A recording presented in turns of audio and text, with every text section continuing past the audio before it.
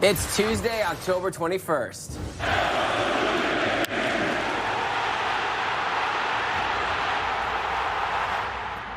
And there it is. The Toronto Blue Jays are World Series bound for the first time in more than 3 decades after a massive Game 7 win to take the American League Championship. The big news today is that Lansdowne 2.0 will cost us much less than we thought it would when the plan was approved by City Council. New information on the cost of redeveloping Lansdowne Park and a reaction from local city councillors. And Ottawa's own Rachel Homan makes curling history, picking up another Grand Slam title. Your Morning Ottawa starts right now.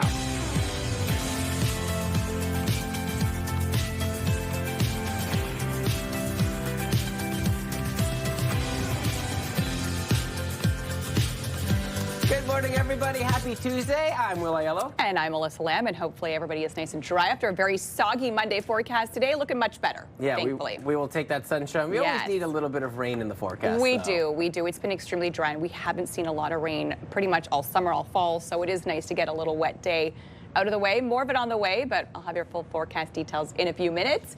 Right now, we just want to remind you that the CTV Your Morning 20K giveaway continues today. So make sure you are watching every hour for the daily code word and, of course, your chance to win that $20,000. Yeah, only a few days left. Keep an eye out a little bit later on this hour for today's code word for your chance to get in to win that $20,000. We have lots to get to. We're going to get right into our news headlines today. We got sports, we got local news, and we're going to start with taxpayers that are learning the price tag of one of the biggest construction projects in the city's history. But the mayor says it's coming in a much cheaper amount than what was approved 2 years ago. Mark Sutcliffe says the final price tag sits at $418.8 million compared to the original estimate of $419 million. Under the partnership with the Ottawa Sports and Entertainment Group, the city would cover the cost of building the new arena and new Northside stands. Taxpayers will be on the hook, though, for about $130 million or about $4.3 million a year. Area Councillor Sean Menard says the mayor's numbers are wrong and the actual cost of Lansdowne 2.0 will be much higher. The mayor did not include the extra costs for the retail podium, which are going up to $44 million, and he did not include the $19 million parking costs that the city is building for the residential tower. So the total cost is $483 million. This report will go to committee next, and if it passes, then it will go to council in November. But there is already a call to delay the vote until later in November to give more time for the public and councillors to examine the report. Councillor Menard will join us a little bit later in the 8 o'clock news hour to share more of his thoughts on the project. One person is dead after a head-on crash near North Gore. It happened on Prince of Wales Drive near Third Line Road yesterday morning. The collision involved a car and a pickup truck. The driver of the car was pronounced dead at the scene. The driver of the pickup truck was brought to hospital with non-life-threatening injuries. Anyone who witnessed the crash or may have dash cam footage is asked to contact Ottawa Police. The Jays played and Canada watched Game 7 Blue Jays Mariners, the winner going to the World Series.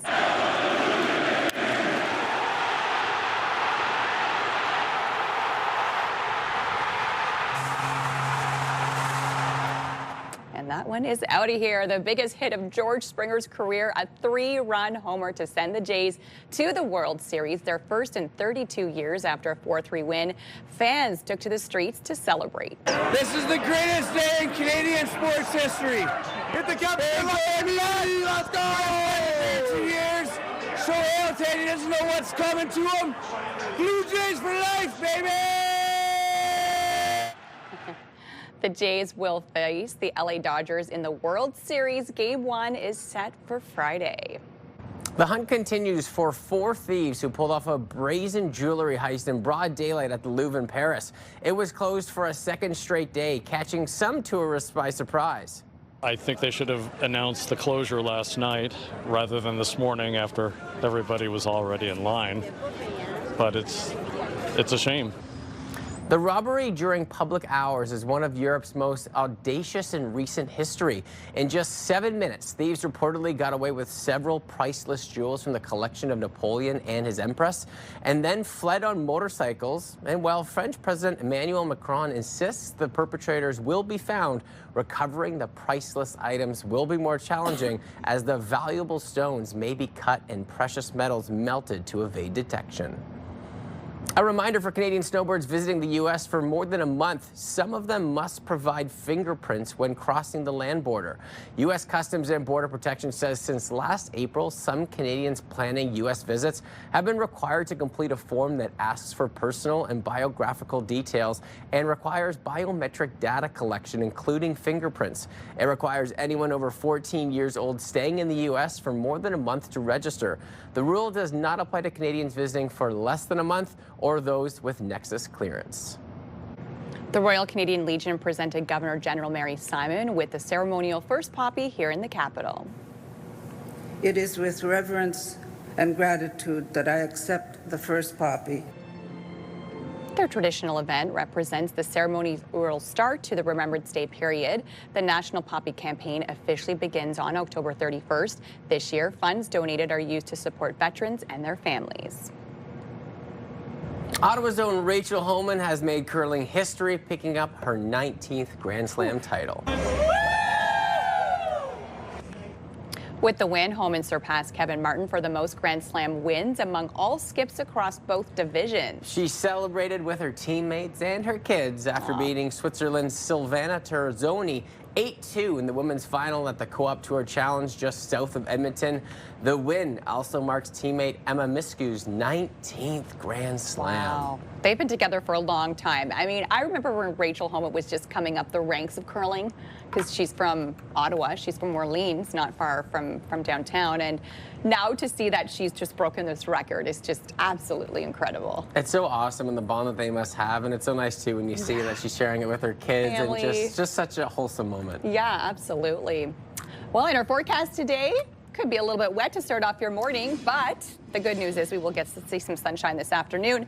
Cloudy skies out there currently. We're sitting at 8 degrees, so not a bad looking start to your morning. However, we could still see a few lingering scattered showers this morning. Just for the next hour, it should all clear up by 7 o'clock. Temperatures fairly similar across the region. You can see Cornwall still seeing a few of those scattered showers early this morning, sitting at 8 degrees, 7 for Brockville, 3 currently down in Trenton.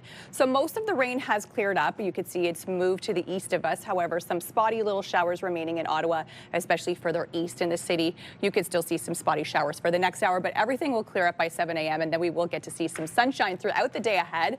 Still cloudy skies though, but some sunny breaks into your afternoon. Enjoy it because we do have more wet weather on the way. Overnight tonight is when we could start to see some more scattered showers and kind of continuing into your day tomorrow. So Wednesday is looking a little bit wet, and then we could see some spotty showers Thursday in through Friday.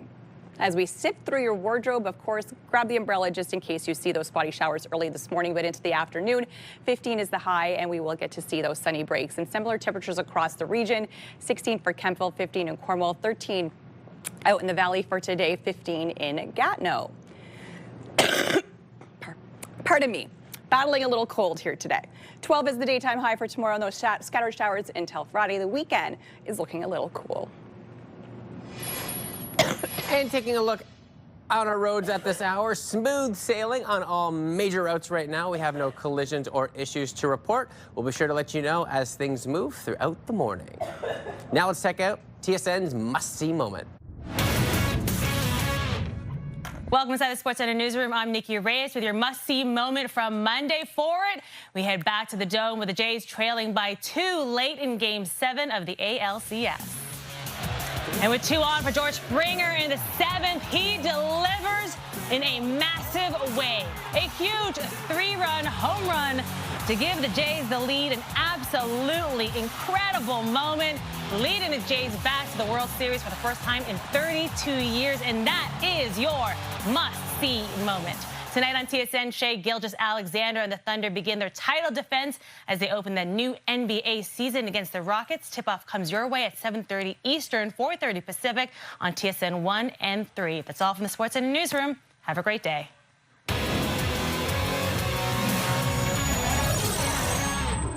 Well, coming up next in Your Morning Ottawa, a prestigious honor for Ottawa's most storied hotel. Everyone was clapping and cheering, and this is a big deal. Our dedicated and focused team were so thrilled and so proud to be recognized with this honor. Ottawa's Chateau Laurier Hotel earns a nod from the Michelin Guide. We'll tell you more about that coming up. We're going to take a peek outside through our Centennial Glass Skycam, or what you can see through it, because the rain continues, but no raining on any parades in Toronto as the Blue Jays are headed to the World Series. Much more to come here on Your Morning Ottawa. Stay with us, everybody. We'll be right back. Your morning just got a little brighter. Wake up and start your day with CTV Your Morning, and you could be $20,000 richer. Simply watch CTV Your Morning Ottawa for the daily code word. Then enter it online at ctvottawa.ca for your chance to win. Imagine what you could do with an extra $20,000. CTV Your Morning's $20,000 giveaway. Watch CTV Your Morning Ottawa, weekday morning 6 to 9.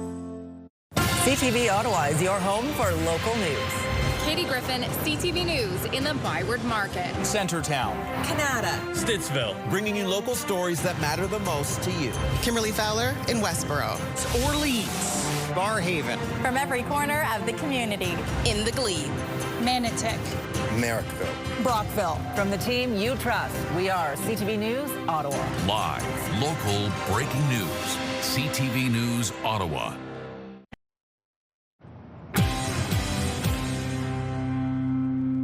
Welcome back, everybody. Here are the big stories that we're following today on Your Morning Ottawa. As we take a look at number one, taxpayers are learning the price tag of one of the biggest construction projects in the city's history. One person is dead after a head-on crash near North Gore. And the Toronto Blue Jays, they're moving toward their first World Series since 1993 after a dramatic 4-3 victory over the Seattle Mariners in Game 7 of the ALCS. Full newscast coming up. We'll take a look at what your weather conditions have for the day today, because yesterday, nothing but showers in the forecast all day long. Temperature-wise, still not too cool. We will be slightly above seasonal, definitely with the overnight lows. Daytime high values reaching the mid-teens, and we are expected to see that beautiful sunshine this afternoon. Just might have a chance for some showers continuing on as we get through the next hour or so, and then it's looking like a pretty nice Tuesday after all. And taking a look at our roads at this hour, still a little bit wet out there, so just be extra cautious when you're out on the roads, but no collisions or accidents to report at this time. We'll be sure to let you know if anything changes throughout the morning.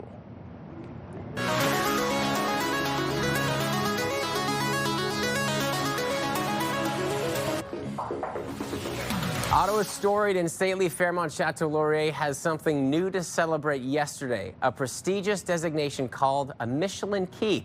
It's not only about the food, but the whole experience of staying in this historic hotel. Here's CTV's Kimberly Johnson. It's tall, historic ceilings, it's beautiful food, and dedicated staff. The Fairmont Chateau Laurier is one of the grandest hotels in Ottawa, and now this old institution has a new key, a prestigious Michelin Key. I think it's really special. Like its famous Michelin star counterpart, which is given out to highlight high-end dining, the Michelin Key is given out by the Michelin Guide for excellence in hotels and hospitality. British Columbia residents Celia and Carl Mead say they are regular visitors, staying in what's called the Gold Experience. I really think they go beyond in their attention to detail and the service. Keeping the heritage aspects, but also modernizing so that we're actually comfortable.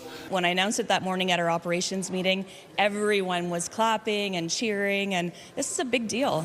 Come on in. The Fairmont says the Gold Experience is a hotel within a hotel, 69 rooms over 2 floors in the hotel's East Wing. We want you to feel special. We want you to feel like you're going to have the best time and the best experience of your life. You have a private concierge to help you set up any excursions, your restaurant reservations. Guests are given access to private check-in and out, an exclusive lounge, and curated specialized food in the lounge. The Michelin Guide says that it's these features that the rooms, which start at $450 a night, were given its award. We really want you to come here and have memories that you're going to remember for the rest of your life. The 113-year-old National Historic Site has hosted celebrities and politicians, and it's an award few other hotels have.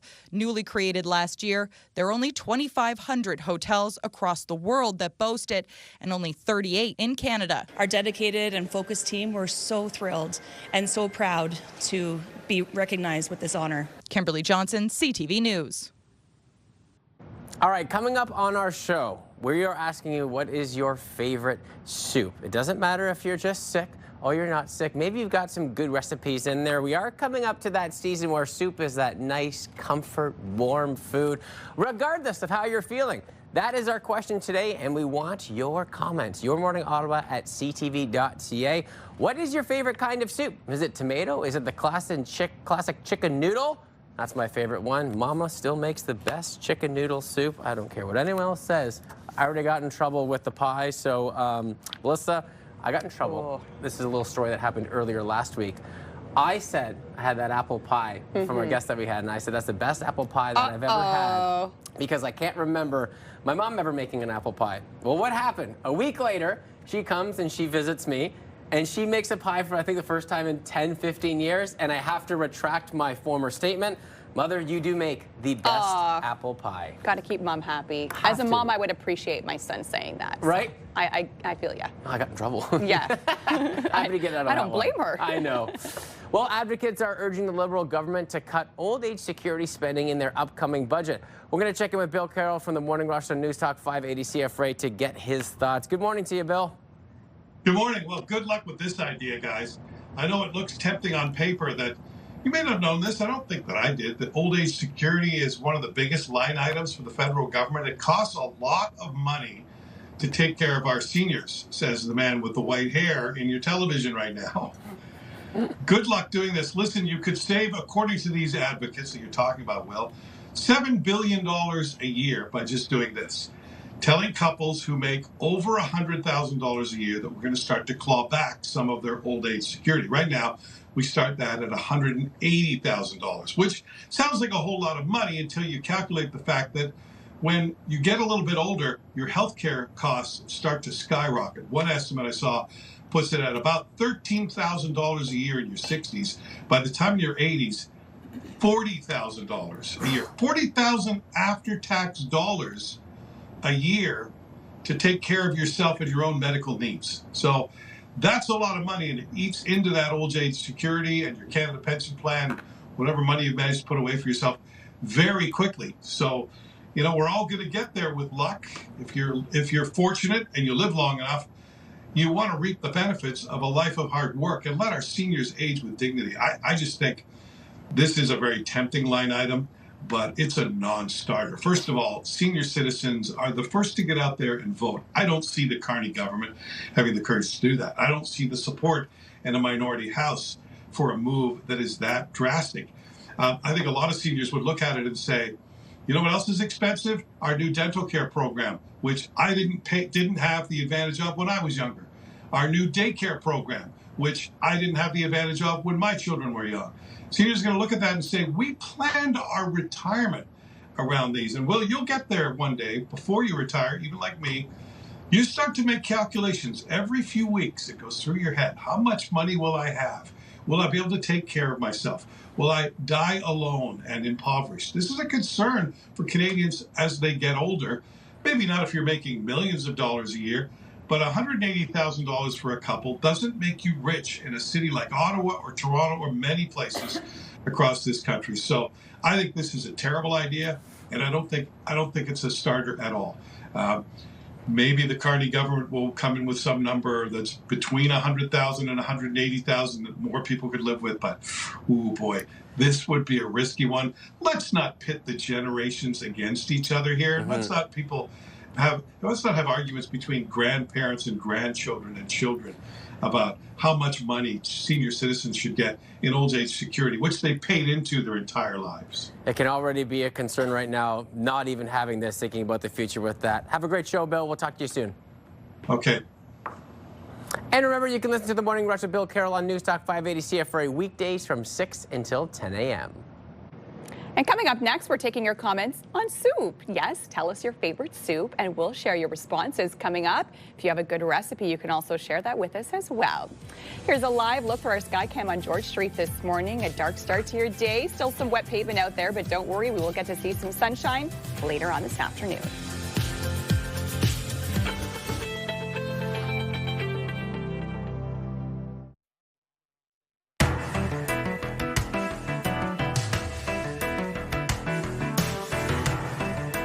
Welcome back, everybody. Today on Your Morning Ottawa, we are asking for your comments on your favorite soups. What is your favorite soup? You got a special recipe you want to share with us? We know you got one, and we need it. Let us know your thoughts. Email us at yourmorningottawa@ctv.ca. I am not a huge soup person. Oh, my goodness. I only have it when I'm sick, and you are being a champion, battling through right now with the whole family. Yes. You might have had some soup yesterday. I did. I actually made some soup, so my whole family is sick. My kids, my husband, and myself, if you haven't already noticed that I've been battling this cough. But yes, I made a big crock pot of soup. So what I do is I take bone broth, and I just bought it at the grocery store because I did not have time to make my own yesterday. Put 2 big containers of bone broth and let it simmer with celery, carrots, and then I use the chickpea noodles that they have a little more protein in them, and then some chicken breast, and I just let that simmer, add a little seasoning and some flavor to it, and then served it, and that's what we all had for dinner last night. The nice thing is by adding the chicken and the protein chickpea pasta, it adds a little more protein to it. So that's what I was trying to do, and the kids ate it, I ate it, my husband had a little bit. Hopefully it'll be the magic cure for us battling. But yeah, I'm a soup girl. Like, I love soup. I could eat soup for lunch, dinner, 5 times a week. So I love soup. Soup it up. And it sounds like you have stuff for the next couple of days, too. You're loaded up. Oh, yeah. I made like a massive crock pot. So we have a good portion for at least a week to feed us. I like that. Well, got to get the family healthy. So that's our question today. And we're going to be hearing from you a little bit later on in the show. Maybe you got one from Melissa after she finishes her couple of days worth of soup. We're asking you, what is your favorite soup? Send us your comments at yourmorningottawa@ctv.ca. And coming up a little bit later on this morning, we introduce you to Taki Ramen. This local ramen spot has some delicious, cozy, guess what? Soups to offer us. We'll stop by a little bit later on in the show with some recipes as well. Stay with us, everybody. We'll be right back. Soup.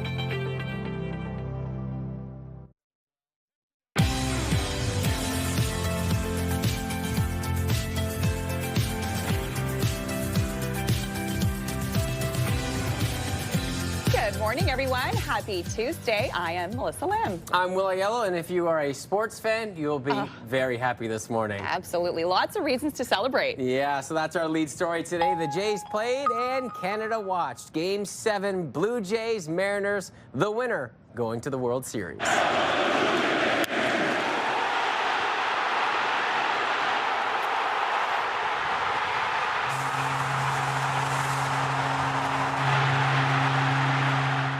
Listen to that crowd. Undoubtedly the biggest hit of George Springer's career, a 3-run homer to send the Jays to the World Series. Their first in 32 years after a 4-3 win. Fans celebrating at the Senate Tavern on Bank Street.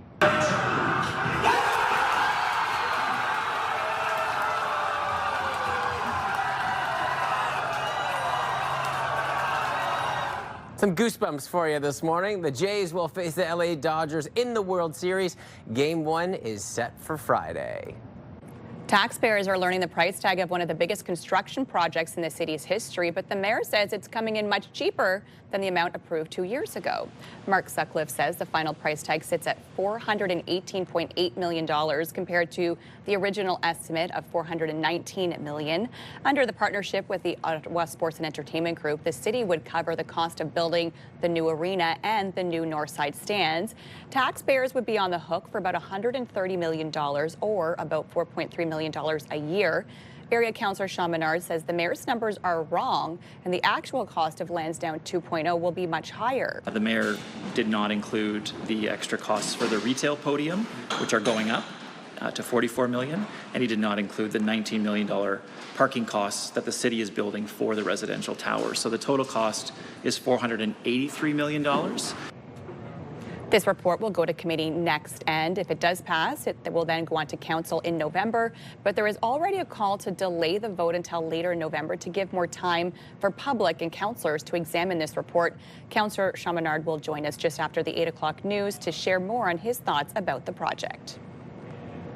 New for you this morning, transit service will resume this afternoon in Gatineau after a tentative deal was reached to end a strike by frontline supervisors at the STO.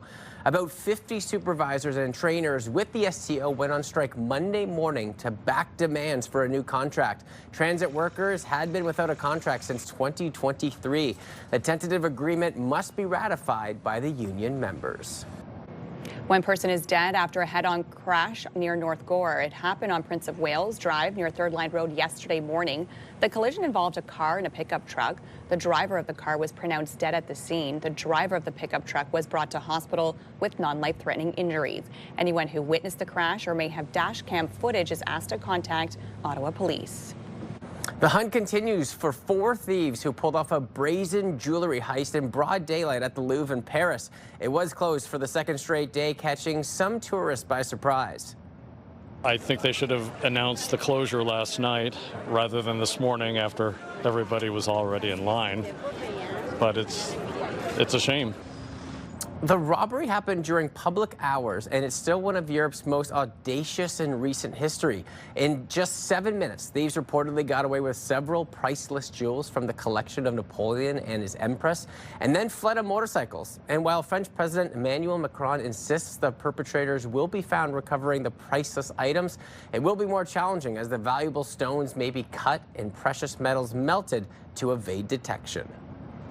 A reminder for Canadian snowbirds visiting the U.S. for more than a month, some of them must provide fingerprints when crossing the land border. U.S. Customs and Border Protection says since last April, some Canadians planning U.S. visits have been required to complete a form that asks for personal and biographical details and requires biometric data collection, including their fingerprints. It requires anyone over 14 years old staying in the U.S. for more than a month to register. The rule does not apply to Canadians visiting for less than a month or those with Nexus clearance. The Royal Canadian Legion presented Governor General Mary Simon with the ceremonial first poppy here in the capital. It is with reverence and gratitude that I accept the first poppy. The traditional event represents the ceremonial start to Remembrance Day period. The National Poppy Campaign officially begins on October 31st. This year, funds donated are used to support veterans and families. And your morning just got a whole lot richer because we are still giving away that $20K, and it is time for your daily code word. Yes, imagine what you could do with that $20,000. Anything that you please, maybe with the rain that we've seen over the last couple of days. You're dreaming of a warmer, sunnier spot with the beaches, maybe the mountains, whatever you want. 20 grand is yours.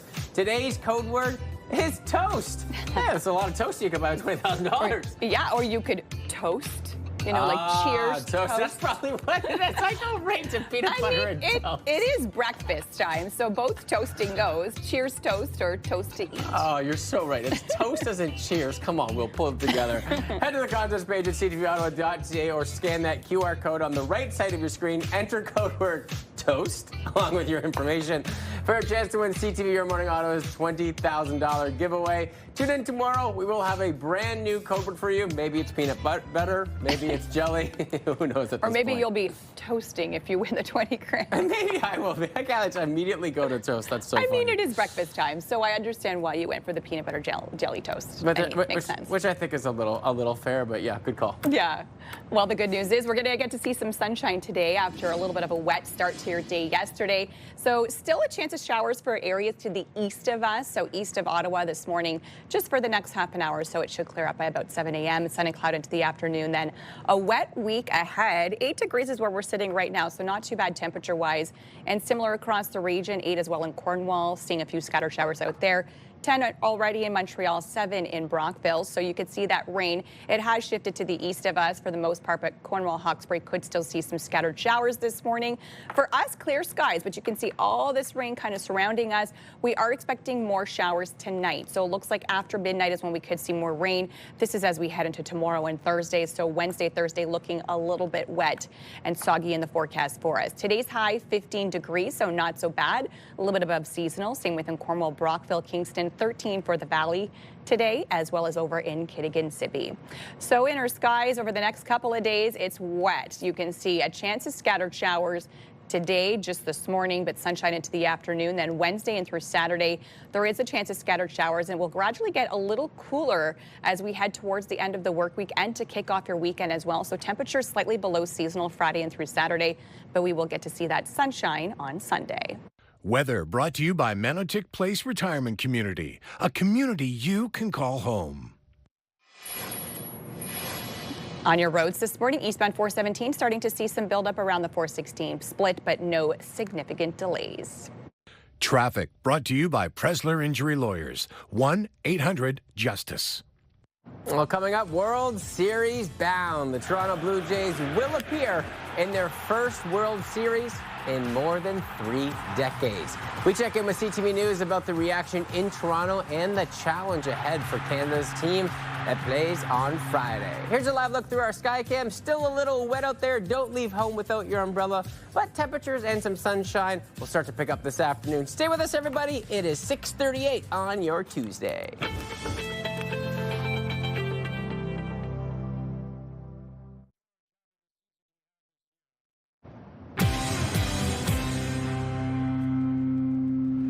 Welcome back, everybody. Here are the big stories happening today on Your Morning Ottawa. Taxpayers are learning the price tag of one of the biggest construction projects in the city's history.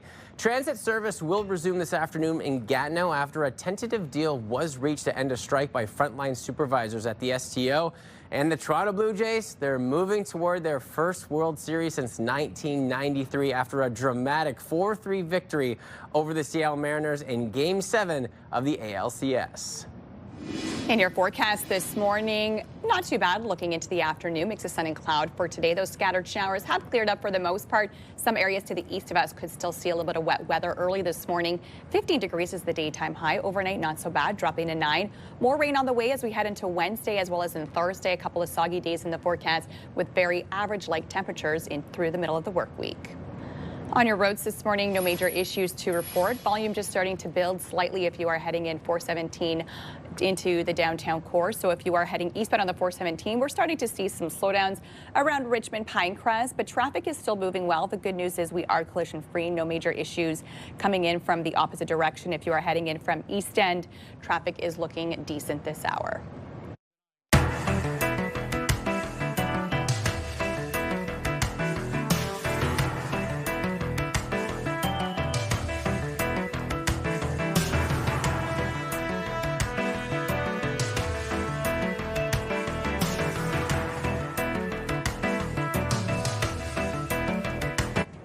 Well, today in Your Morning Ottawa, we asked for your comments on what could potentially be your favorite soups. Here's what you had to say.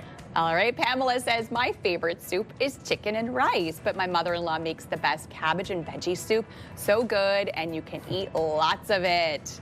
Sounds delicious. Toss a little rice in there, Yeah. not a bad idea. Sherry says my favorite soup is tomato. Pairs well with grilled cheese. Oh, yeah. Yes, of course, the grilled Sherry. cheese and Tomato tomato soup and grilled cheese. Oh, my kid's favorite soup is chicken noodle. There we go. Yes, Danielle says the best soup is beef barley soup. Never stays in the house very long. Very good. Also sounds delish. Dassin says my fave is cream of celery. Ooh, that is another good one, too.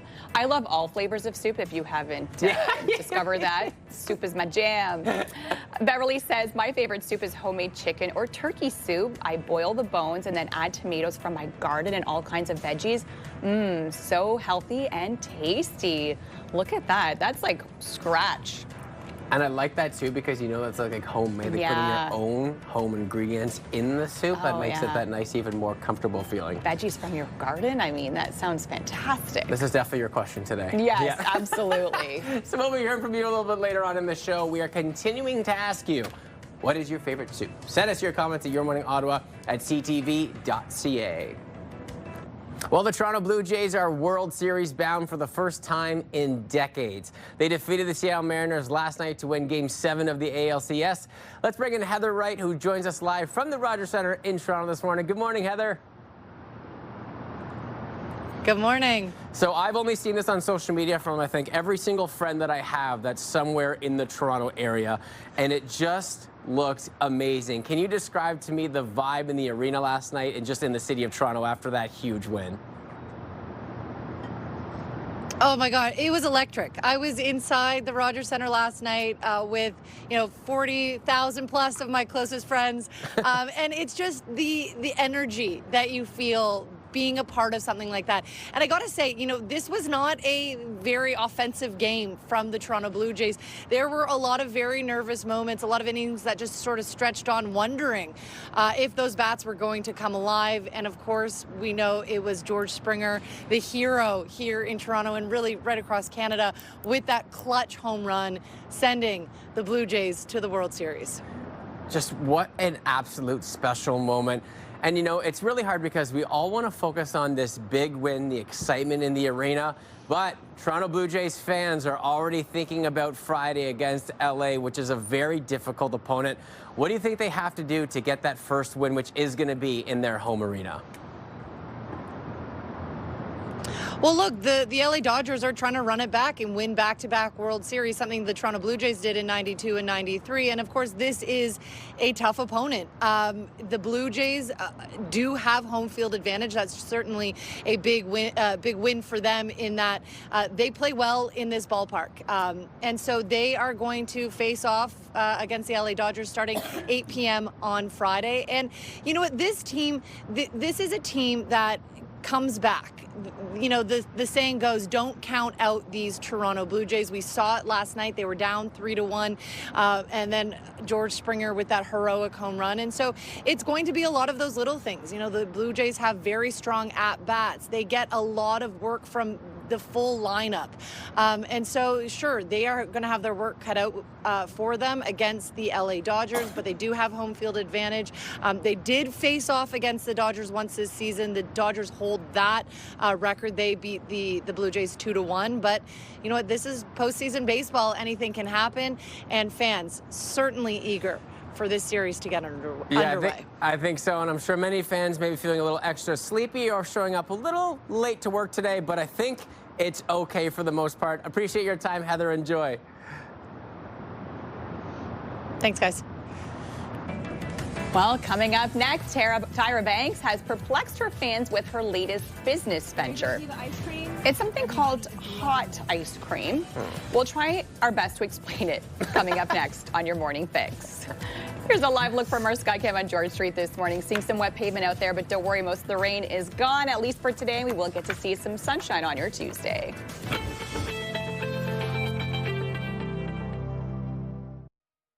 Hey. CTV and TSN 1200 want you to be the Myers Automotive Group Team of the Week. Your team could win $1,000 for new equipment, tournament fees, or an incredible team party. Shoot us a quick video uploaded at ctvottawa.ca.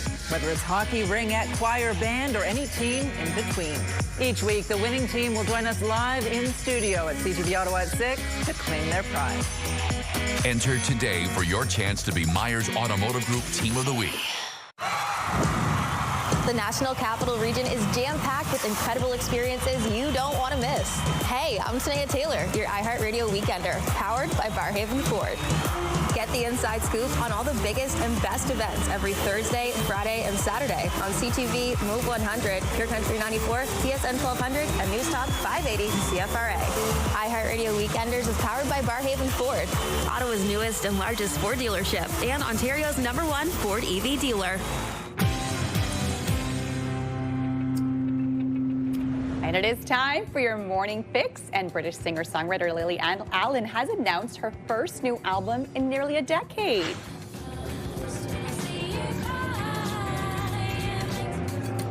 Lily Allen had some massive hits in the 2000s and 2010s like Smile and Not Fair, and now she's returning to music with her new record called West End Girl.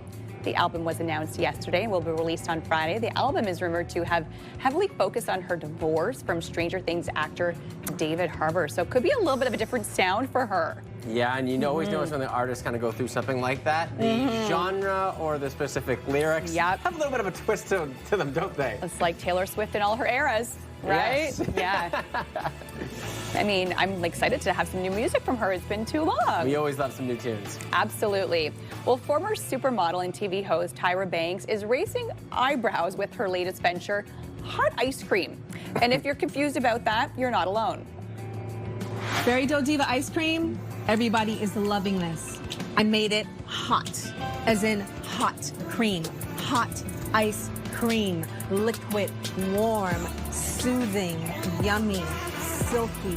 And check out that fairy dough. So if that clip didn't exactly clear up what hot ice cream is, a lot of commentators online are with you. One person writes, I love that she's giving us everything except the details. Another writes, what are you talking about? And another asks, is everyone else seeing this? I just want to make sure I'm not hallucinating. So didn't really clarify what hot ice cream is because it does just look like ice cream traditionally. So not really sure, unless it's like a whipped cream. Maybe, but wouldn't hot ice cream be soup? That's it, exactly. That's why people are confused, because it looks like she has a cone. So I'm imagining it's some sort of like whipped creamy something. I don't know. There's some sort of plan here. This is like when Snoop Dogg said that he wasn't going to smoke weed anymore. Yeah. And then it was this big campaign. There's got to be something just trying to draw attention towards it. Well, we're talking about it. What? So that's probably what she wants. She's winning. And we're learning more now about the cast of Wicked for Good.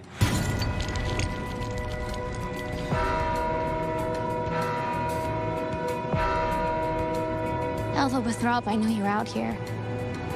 Just come in before the monkeys spot you.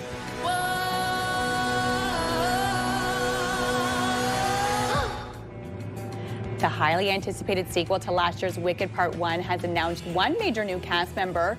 Academy Award-nominated actor Coleman Domingo will be the voice of the Cowardly Lion.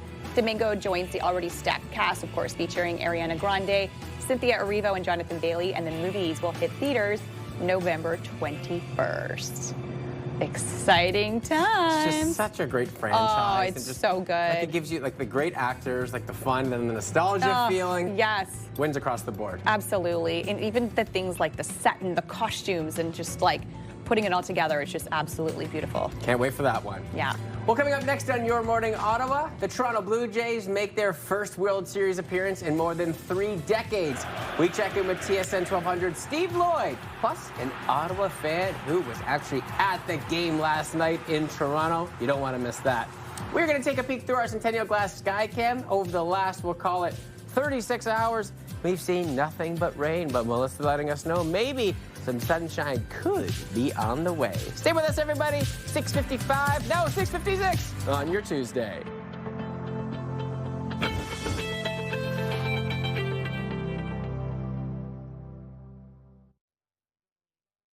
CTV and TSN 1200 want you to be the Myers Automotive Group Team of the Week. Your team could win $1,000 for new equipment, tournament fees, or an incredible team party. Shoot us a quick video uploaded at ctvottawa.ca. Whether it's hockey, ringette, choir, band, or any team in between.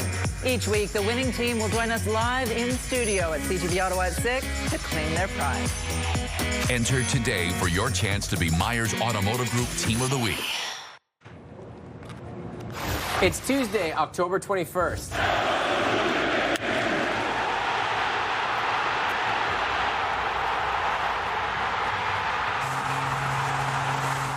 The Toronto Blue Jays are World Series bound for the first time in more than 30 years. The big news today is that Lansdowne 2.0 will cost us much less than we thought it would when the plan was approved by City Council. New information on the cost of redeveloping Lansdowne Park and reaction from local city councillors.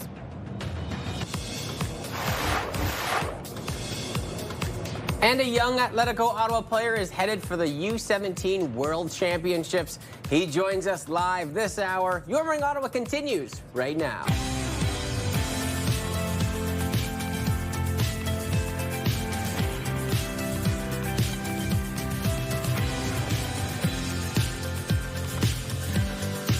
Good morning. Happy Tuesday. Hope you're all having a great start to your morning. I'm Melissa Lamb. I'm Will Aiello, and it doesn't matter how much rain fell yesterday. I think that all the people around Toronto would be out celebrating. Oh, absolutely, especially after that big W. That's right. So that's going to be our lead story today. The Jays played and Canada watched. Game 7, Blue Jays, Mariners, the winner going to the World Series.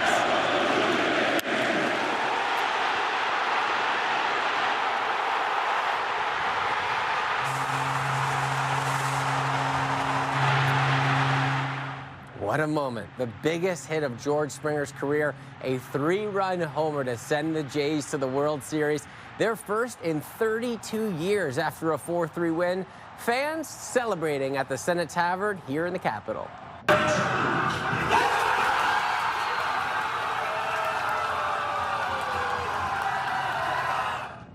The Jays will face the LA Dodgers in the World Series, and Game 1 is set for Friday at home. Taxpayers are learning the price tag of one of the biggest construction projects in the city's history, but the mayor says it's coming in much cheaper than the amount approved 2 years ago.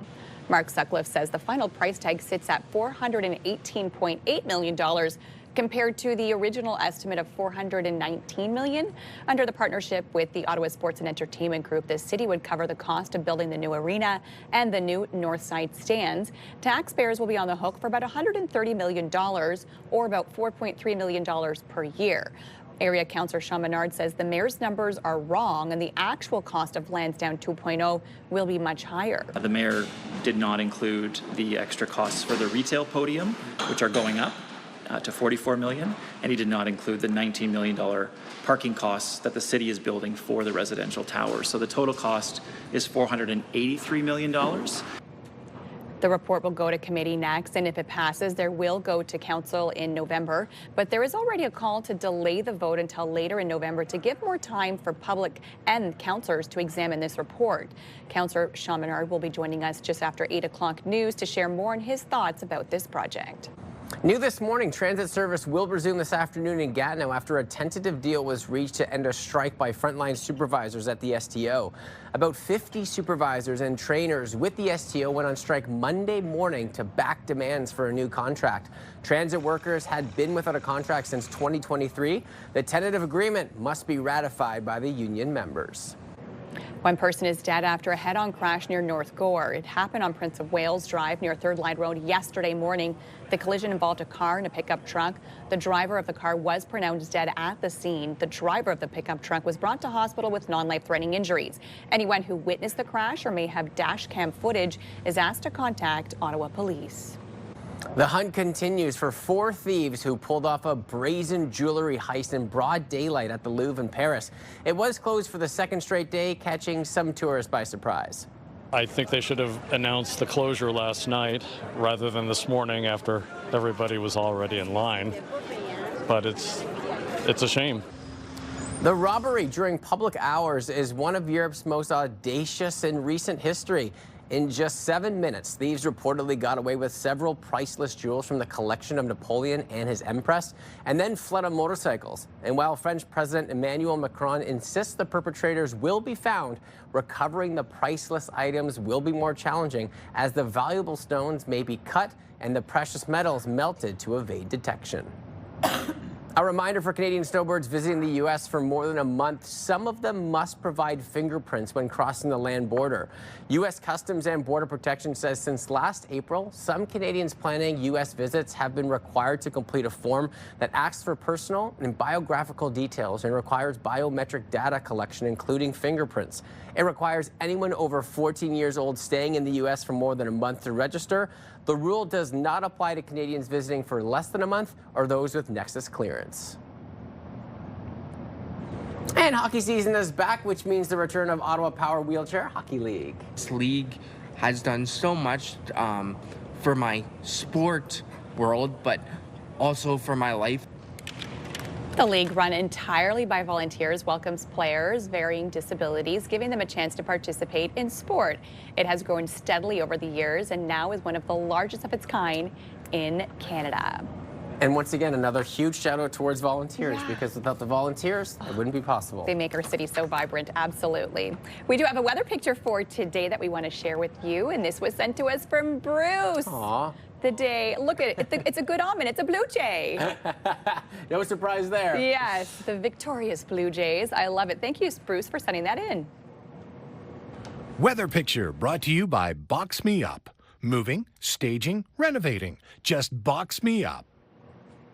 And we want to hear from you. Send us a picture and you can see it right here on the show. Just send an email, weathershots@ctv.ca. Again, that's weathershots@ctv.ca. In our forecast this morning, we did see some earlier morning scattered showers. For the most part, that has cleared up. Our high today is 15, so above average, but not record-breaking temperatures into your afternoon. Currently sitting at 8 degrees, same with along the Seaway, 10 already in Montreal, a bit cooler in Trenton, Kingston, sitting at 2 and 4 degrees. So scattered showers we saw overnight has moved to the east of us, and it will stay that way. So some areas, Cornwall, Montreal, and even over in Hawkesbury, you could see some scattered showers still early this morning. For us, it's cleared up for the day. Mix of sun and cloud for this afternoon, but then chance of scattered showers into your day tomorrow as well as in Thursday and Friday. So we do have a couple soggy days in the forecast for us.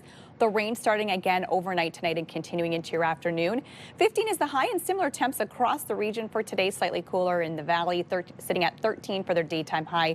Same within Bancroft, Petawawa. 11 is the high in Mont-Tremblant. So for kids heading out to the school bus this morning, there is still a chance of those scattered showers right now, areas to the east of us, but for the most part that has cleared up. Sitting at 8 degrees, so not so bad if you are heading out for the school bus, of course, with that high of 15 this afternoon. Chance of scattered showers in throughout most of the work week this week. The weekend, we will see some sunshine on Sunday. 7-day weather forecast brought to you by Davidson Hearing Aid Centers, celebrating 80 years in family business. And eastbound, the 417 is seeing slowdowns around the 416 split into Bronson. Westbound, the 174 is moving slowly. Between 10th Line Road and Montreal Road, Champlain and McDonald-Cartier Bridge are also moving slowly in from Gatineau this hour. Well, for the first time in 3 decades, the Toronto Blue Jays are on their way to the World Series.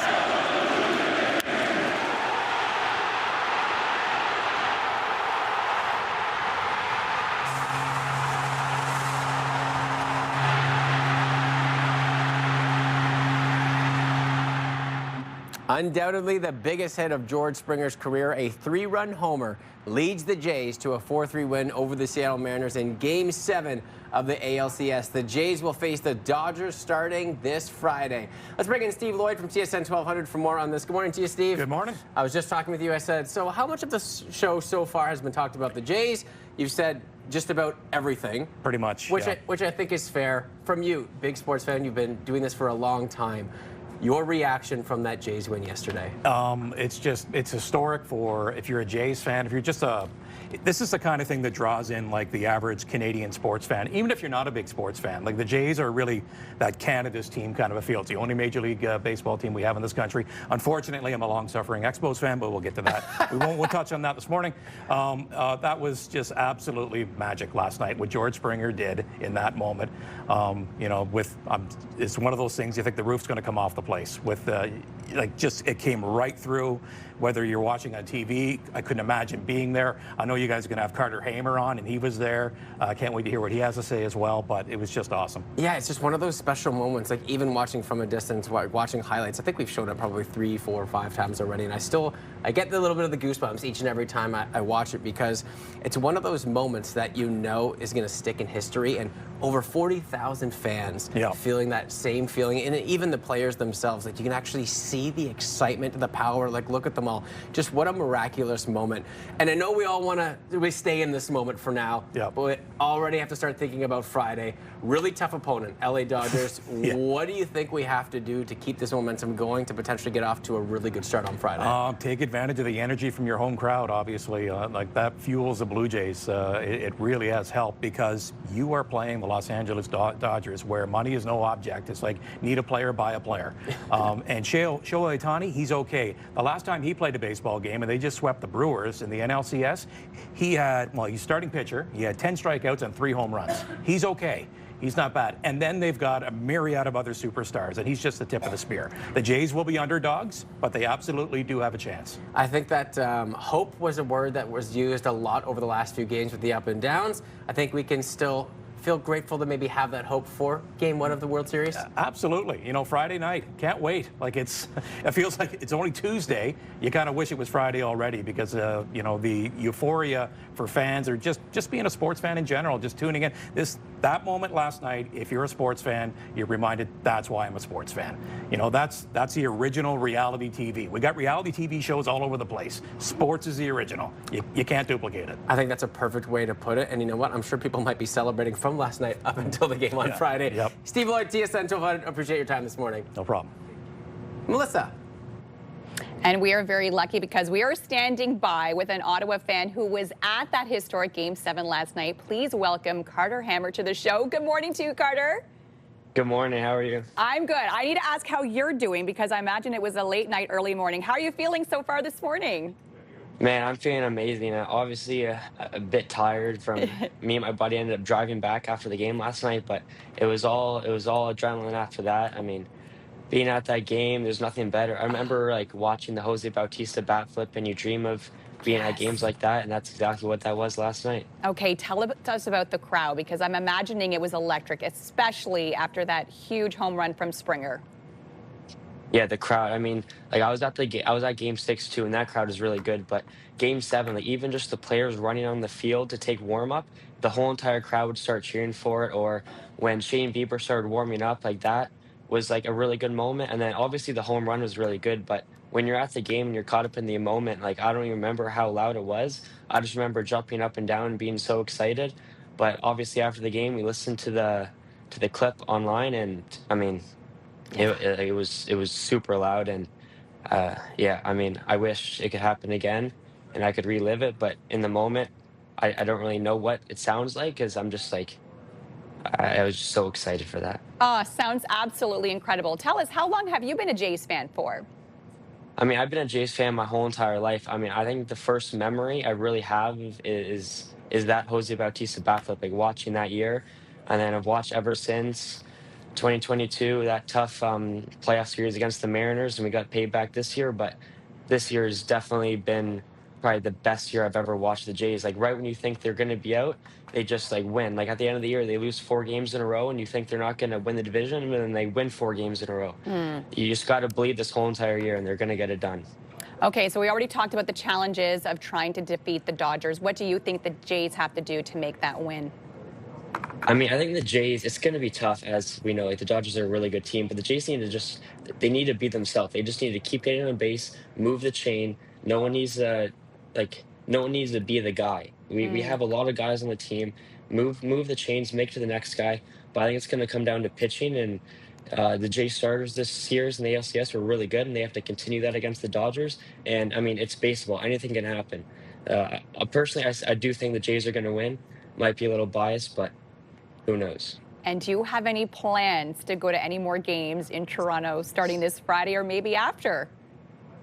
Well, I already have my work schedule for this week, so I won't be able to go to games 1 or 2. But tickets come out today, and then general admission come out tomorrow, which that's what I got for this series. So I'm going to try to get some general admission for games 6 and 7 if that happens, and we'll go from there. Amazing. Well, keep us posted if you get to go back. Will do. Thank you. Thank you for joining us here this morning. And coming up next, we're celebrating women in business with a live local shopping spree here on Your Morning Ottawa. We'll have that just after the break. And here's a live look for a Centennial Glass Skycam this morning. Grace. Your morning just got a little brighter. Start your day with CTV Your Morning, and you could win $20,000. For your chance to win, watch CTV Your Morning Ottawa, weekday mornings 6 to 9.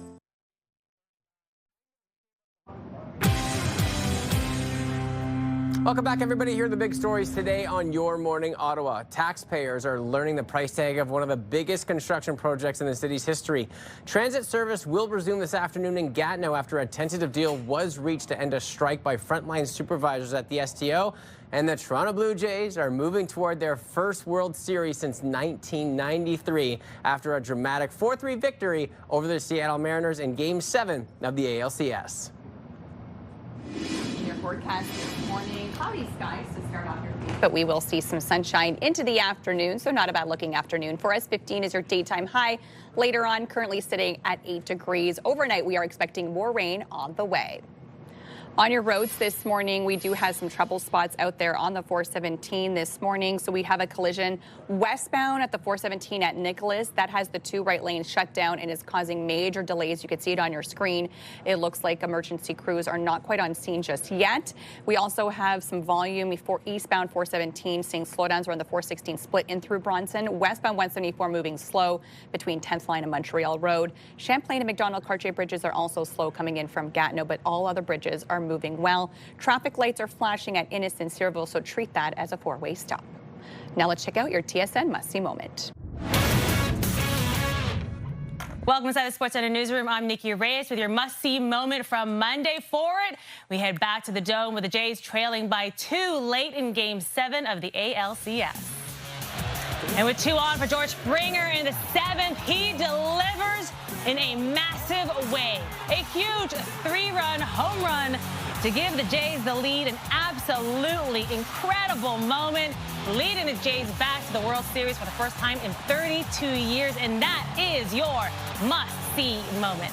Tonight on TSN, Shai Gilgeous-Alexander and the Thunder begin their title defense as they open the new NBA season against the Rockets. Tip-off comes your way at 7:30 Eastern, 4:30 Pacific on TSN 1 and 3. That's all from the SportsCenter newsroom. Have a great day.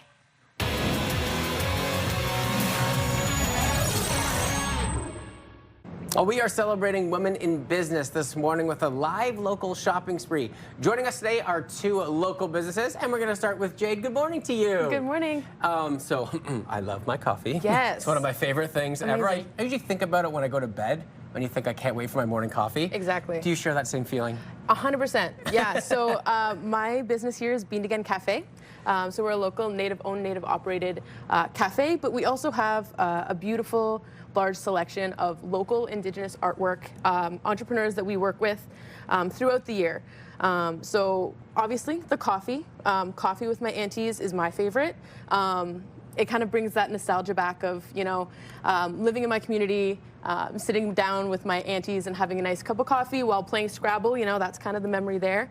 And then we have a bunch of local art and different Native entrepreneurs. We actually support, I would say 90% of our artwork is by Indigenous women. Wow. So yeah, a lot of beadwork. So there's some quill work here, some sealskin work, some beadwork, obviously. And then we also have some really cute kits. So this one here is a make-your-own moccasin kit. I know it's way easier to just buy it yourself and buy a pair and slip them on, but you can make your own. You can make your own pair of beadwork earrings too. And then even just like a cute little paint kit, do some art, try your hand out at some watercolors. So I love that you're supporting like local artists as well. What kind of sparked this idea? Because it's so wonderful that not only do you have your nostalgia feeling with the coffee, but then you bring in other artists to share their passions, and especially the women as well. Of course, yeah. So I grew up going with my mom. She's an artist, she's an entrepreneur, and so she brought me to all of her markets as I was a kid.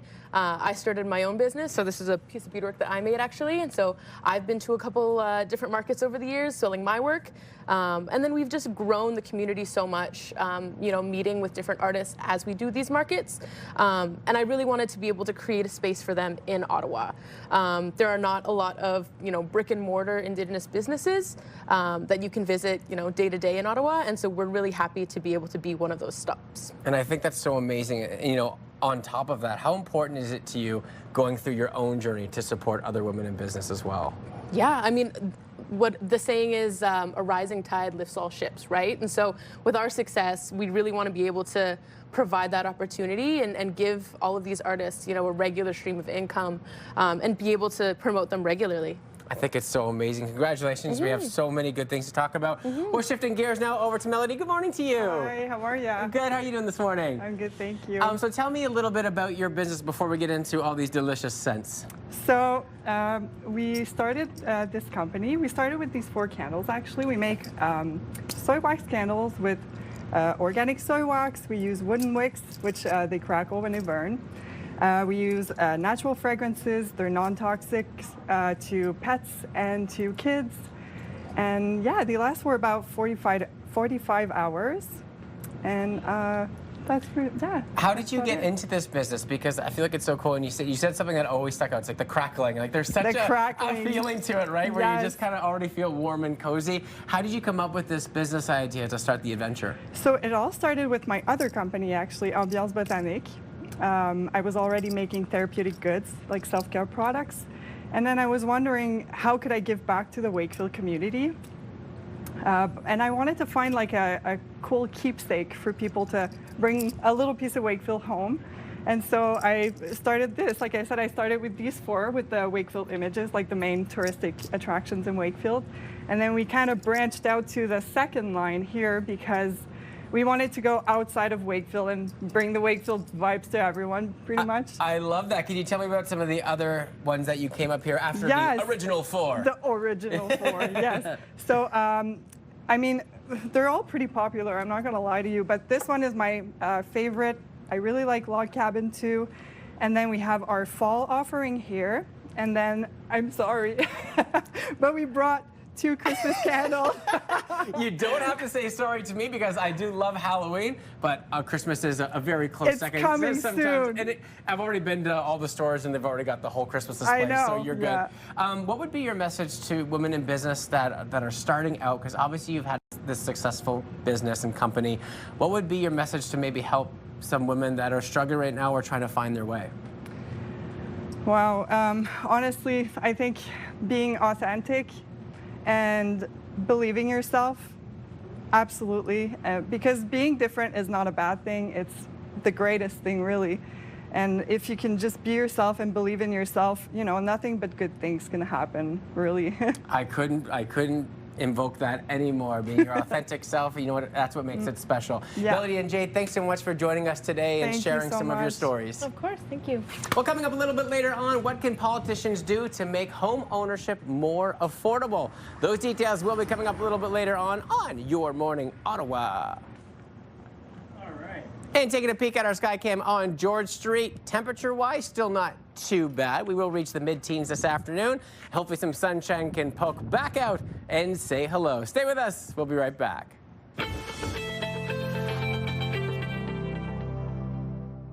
Tamarack Ottawa Race Weekend returns May 23rd and 24th, and it's never too early to join Canada's biggest running celebration. From the full and the half marathons to the 10K, the 5K, and the 2K, there's a distance for everyone. Register early to save on fees, jumpstart your training, and get ahead on fundraising in the Desjardins Charity Challenge. Join thousands at the start line and be a part of something amazing. Visit runottawa.ca for more information. The National Capital Region is jam-packed with incredible experiences you don't want to miss. Hey, I'm Sneha Taylor, your iHeartRadio Weekender, powered by Barhaven Ford.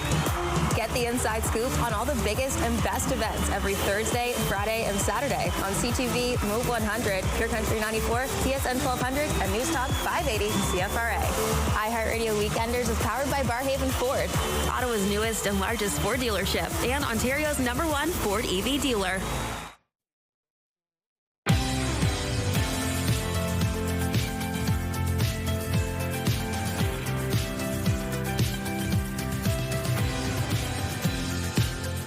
Good morning, everyone. Happy Tuesday. I am Melissa Lamb. I'm Will Aiello, and I think a lot of people are very happy this morning, potentially still celebrating after a big sports win. Absolutely. I think all of Canada is really rallying behind the Jays right now because it's our only MLB team. So it kind of feels like all of Canada is really coming together. And if you didn't already know, we're going to Yes. tell you right now. The Jays played and Canada watched. Game 7, Blue Jays, Mariners, the winner going to the World Series.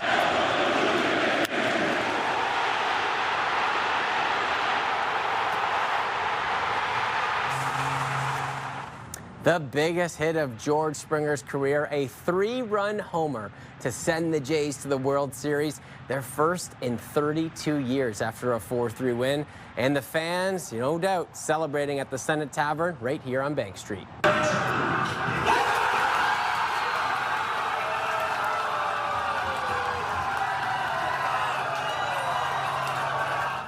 Shared cheers across the nation. The Jays will face the LA Dodgers in the World Series. Game 1 is set for Friday at home. Taxpayers are learning the price tag of one of the biggest construction projects in the city's history, but the mayor says it's coming in much cheaper than the amount approved 2 years ago. Mark Sutcliffe says the final price tag sits at $418.8 million compared to the original estimate of $419 million. Under the partnership with the Ottawa Sports and Entertainment Group, the city would cover the cost of building the new arena and the new Northside stands. Taxpayers will be on the hook for about $130 million, or about $4.3 million a year. Councillor Sean Menard says the mayor's numbers are wrong and the actual cost of Lansdowne 2.0 will be much higher. The mayor did not include the extra costs for the retail podium, which are going up to $44 million, and he did not include the $19 million parking costs that the city is building for the residential tower. So the total cost is $483 million.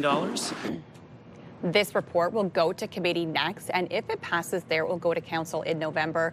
But there is already a call to delay the vote until later in November to give more time for the public and councillors to examine this report. Councillor Sean Menard will be joining us just after 8 o'clock news to share more on his thoughts about the project. New this morning, transit service will resume this afternoon in Gatineau after a tentative deal was reached to end a strike by the frontline supervisors at the STO. About 50 supervisors and trainers with the STO went on strike Monday morning to get back demands for a new contract. Transit workers had been without a contract since 2023. The tentative agreement must be ratified by the union members. One person is dead after a head-on crash near North Gore. It happened on Prince of Wales Drive near Third Line Road yesterday morning. The collision involved a car and a pickup truck. The driver of the car was pronounced dead at the scene. The driver of the pickup truck was brought to hospital with non-life-threatening injuries. Anyone who witnessed the crash or may have dash cam footage is asked to contact Ottawa Police. The hunt continues for 4 thieves who pulled off a brazen jewelry heist in broad daylight at the Louvre in Paris. It was closed for a second straight day, catching some tourists by surprise. I think they should have announced the closure last night rather than this morning after everybody was already in line. But it's a shame. The robbery during public hours is one of Europe's most audacious in recent history. In just 7 minutes, thieves reportedly got away with several priceless jewels from the collection of Napoleon and his Empress, and then fled on motorcycles. And while French President Emmanuel Macron insists the perpetrators will be found, recovering the priceless items will be more challenging, as the valuable stones may be cut and those precious metals melted to evade detection. Well, when it comes to ALCS MVP, there was one clear choice. What a show he put on of all-around baseball excellence. Vladimir Guerrero Jr.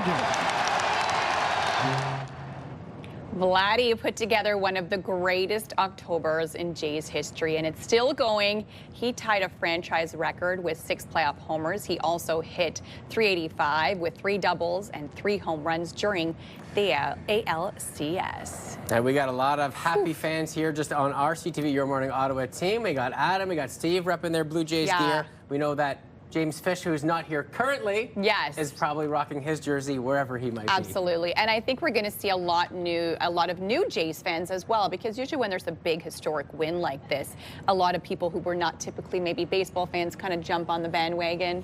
You know, I find I'm a bandwagon jumper. Like when they start to do well, I'm like, ooh, I'll support them. I'll watch. Yeah, well, you know, we were talking with TSN 1200 Steve Lloyd a little bit earlier, and he said, regardless of whether you are a Jays fan or just a sports fan in general, it's such a historic, great moment because you can feel the energy and you can just see when that home run happened, just the excitement in the building. So even just as a person that loves sports, you'd be happy to see it. Yeah, absolutely.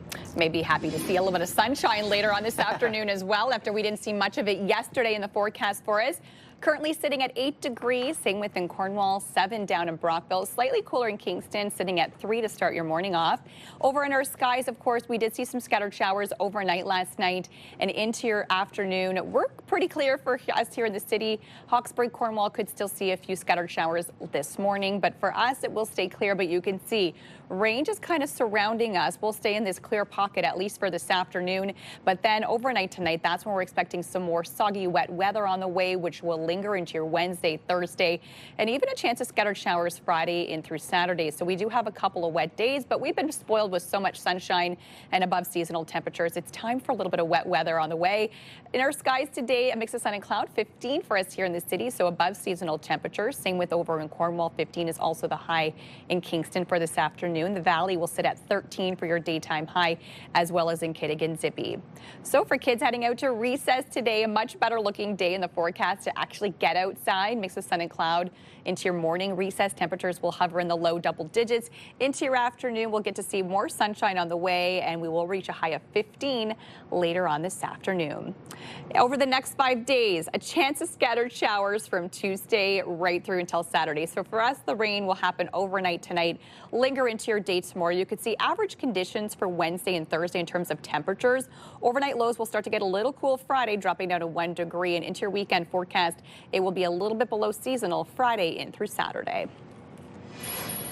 We do have a collision westbound on the 417 at Nicholas that has the 2 right lanes completely shut down, and you could see, and it is causing major delays. So traffic is completely backed up to the 174 split. First responders are on the scene. The eastbound 417 is also seeing some slowdowns beginning at Moody until Bronson. Westbound on the 174 moving slowly between 10th line and Montreal Road this morning. So we do have a couple of slowdowns already this hour. Traffic brought to you by Presler Injury Lawyers. 1-800-JUSTICE. Well, when it comes to kitchen design, more people are choosing custom range hoods because they offer a unique blend of aesthetic appeal and they are much superior. Stephanie joins us from the Laurier custom cabinets in the Laurier kitchen. How are you this morning? I feel right at home. I'm good, thanks. How are you? I know, right? There's been no more fitting of an interview to talk about Laurier cabinets in the Laurier kitchen. And this is such a hot topic right now, and I would love for you to describe why. Of course. So when it comes to decorative hood range, so the difference between a decorative hood range and a standard one, it's essentially a designer version of a standard hood fan. So instead of being just a plain stainless steel box, it's something that's made out of the cabinets. Okay, and what goes into something like that? Because it does, I feel like when you look at the aesthetic, it provides you with such a homey, nice feeling and can be so unique based on what your home. And we have some descriptions here about just what we're talking about. Look how beautiful that is. I know, so that's actually something that the designer would design. So this one here does have a stainless steel hood range, but the overall look of the brick style really brings it together. This one here is super nice. So very modern kitchen. We have a custom white oak hood fan with a reeded panel just to add a little bit of texture. I was gonna say that one seems like it has flavor to it. Yeah. That's actually my kitchen. Oh, come on! Yeah, so that's the one that I designed. So all black oak cabinets and then a nice custom hood fan in white with a nice border at the bottom in the oak. This one here is breathtaking. It's super nice. So yeah, everything is custom paneled, and then you can see that the hood range is tucked in inside. I mean, you can barely notice. It just flows right into the kitchen. And look how amazing this one looks. That one is super sharp. So shiplap all the way to the ceiling, and there's actually an angle at the top. These are so amazing. You get that cottage feel. Look at that. It just feels like another part of the kitchen. Yeah, this one has a really nice pop of color in the black. Super nice. I really like this one. So this one is actually cladded in quartz that matches the backsplash and the countertops, and then the beam dies right into it. Very sharp. Yeah. Yeah, this is more of a traditional one with some custom shaker decor. And this is the last one that we have now. Yes. You know what I love about that is each and every one was very different. Ones that can fit right into your kitchen where you might not notice, and then others that stand out. Why have they become so popular? So I feel like people are investing in kitchens that feel really personal to them. And when you walk into a kitchen, the hood fan is something that you see. It's the very first thing that you see. So it really gives us a chance to get creative and add that focal point in the design. And getting creative is exactly what we saw there, because it almost takes over the kitchen, which is so funny because it might not be something that you think about, but now that we're talking about it and you can see them, you go, these can make a massive difference in the aesthetic to your kitchen. They can be very, very simple, like they can be very detailed. And it all depends on the client's wish list, the style, and the space that we have. And if people are interested in, now that they've seen the wonderful photos too of what your kitchen could potentially be, how would they get in touch with you guys? What's the kind of first step involved if you want to give us a call, visit our website, come see us at our showroom. We can discuss the wish list, the style, the space that you have, and then we can come up with a nice design to add a little, pop of color. or style in your color, kitchen. flair, pop, whatever you might be. Stephanie, Exactly. we really appreciate your time this morning in the Laurier kitchen. Yes. Melissa, Thank you so much. Over to you. Standing by in our CTV Your Morning Ottawa Lazy Boy Lounge this morning, MPs and mortgage professionals will be discussing exactly that topic on Parliament Hill today. We will hear more about that coming up next. Here's a live look for our Centennial Glass Sky Cam this morning. The sun starting to make an appearance. We will get to see some sunshine into the afternoon with a high of 15.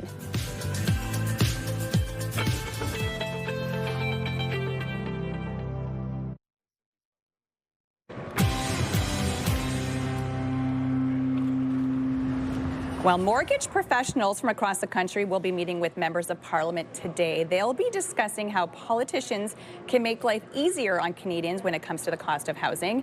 And joining me this morning, we have Frank Napolitano from Mortgage Brokers Ottawa. We also have Lauren Vanderberg, the CEO and President of Mortgage Professionals Canada. Good morning to you both. Good morning. Okay, let's first talk about this very important conversation that you'll have on Parliament Hill today. Yes, absolutely. Thanks so much for having us. It's great to be back. We actually just wrapped our national conference here in the National Capital. We thought, what better way to cap off a fabulous celebration than to take our voice to government. So we have some fabulous members like Frank, as well as representatives from the financial institutions, lenders, brokers, insurance providers, coming to share some policy recommendations directly to elected officials. Okay. And there are two things I'm hoping you'll indulge me to yell about while I've got you. One of them is about the establishment of a national housing roundtable. Okay. So what we're looking for here is leadership from the federal government, because the housing crisis in Canada is not a problem that can be solved by one individual or one organization by themselves overnight. So bringing together industry experts, stakeholders like Mortgage Professionals Canada, representatives from provincial and federal governments, from civil society organizations, to come together to the table to really draft some creative opportunities to address the gaps and the risks and share those with the influential decision makers that are directly responsible for holding pen to paper on the issues that matter to the sector. And we want to make sure that those recommendations don't then gather dust in a drawer forever and ever. And what are we hearing from Canadians when it comes to housing costs and their mortgage? Very difficult, especially young Canadians who aspire to become homeowners. The amount of down payment they have to save, the cost of a new home today. So again, there's some steps that are being taken. The GST rebate if you buy a new home from a builder for under $1 million, which, I mean, outside of the GTA or GVA, I don't know anybody that would buy a house for their first home for more than $1 million. So little steps that I think Mortgage Professionals Canada has really been instrumental in making sure that the voices hear us. And what are you hoping to hear from MPs today? Well, I think what we're hoping to hear is that they've moved from the strategic vision phase into implementation. I think we want to hear that they've hit the ground running, that they're ready to not only put shovels in grounds, but also to execute on some of those big strategic visions and ideas. And we're here to help provide them the tools and the resources and the expertise to do just that. So some of the examples that Frank just mentioned, we also want to make sure that the government is aware that there are opportunities to expand some of those accomplishments. So expanding 30-year AMs to not just first-time home buyers and not just Canadians buying a new build, but Canadians across the country, to really level that playing field and make sure the dream of home ownership isn't missed out. Absolutely. Well, thank you both so much for taking time out of your busy day, of course, to come and chat with us here this morning. Thanks so much for having us. You're welcome. And we want to let you know that we do have your code word, because your morning just got a whole lot richer. We're still giving away the 20K, and it is time for that daily code word. Just imagine what you can do with an extra 20 grand in your pocket. Maybe help for a down payment on a new house, a dream vacation, home renovations, paying off some bills. The possibilities are endless. So for today's code word, it is toast. All you have to do, head over to our contest page, ctvottawa.ca, scan that QR code you see on your screen, enter the code word along with all of your information to win the CTV Your Morning Ottawa's $20,000 giveaway. And of course, make sure you watch us tomorrow as well, as we will have a brand new code word. Coming up next on Your Morning Ottawa, a local soccer player star is on the rise. It's been a thrilling season for Atletico Ottawa, representing them in a big way. We have Sergei Kozlowski here. He'll be heading to the FIFA Under-17 World Cup in Qatar, and will be joining us in just a few moments to tell us more on that.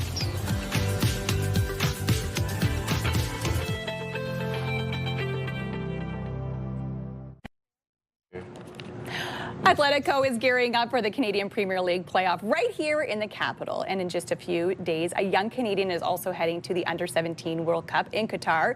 Joining us today, we have goalkeeper and captain Nathan Ingham and defender Sergei Kozlovsky. Good morning to you both. Good morning. Okay, some exciting fans for Atletico. Some exciting news because you're heading to the playoffs very shortly. Tell us, how does it feel? Yeah, it's great. It's great to get back. Obviously, we were there last year. I think we're getting there in a little bit better form right now and a little more momentum on our side. So the city's been behind us and the coaches are excited. So we're just moving right along. Incredible stuff, and more good news because, Sergei, you're heading to the Under-17. So tell us more about this. Yeah, of course, it means the world to me. Every kid dreams about that, and it's going to be a great experience, I think. So I'm looking forward to it. Yeah, and you're only 17 years old. And I was saying earlier, I'm like, you're playing with grown men on this team. How is it being 17 and playing with all these professionals? At first it was hard. Yeah. And get used to it. Players like Nate, they help me every day. So I still got to learn a lot to learn, and I just enjoy every moment. And what's it like having these younger players on the squad that, are heading to these big championships like the Under-17?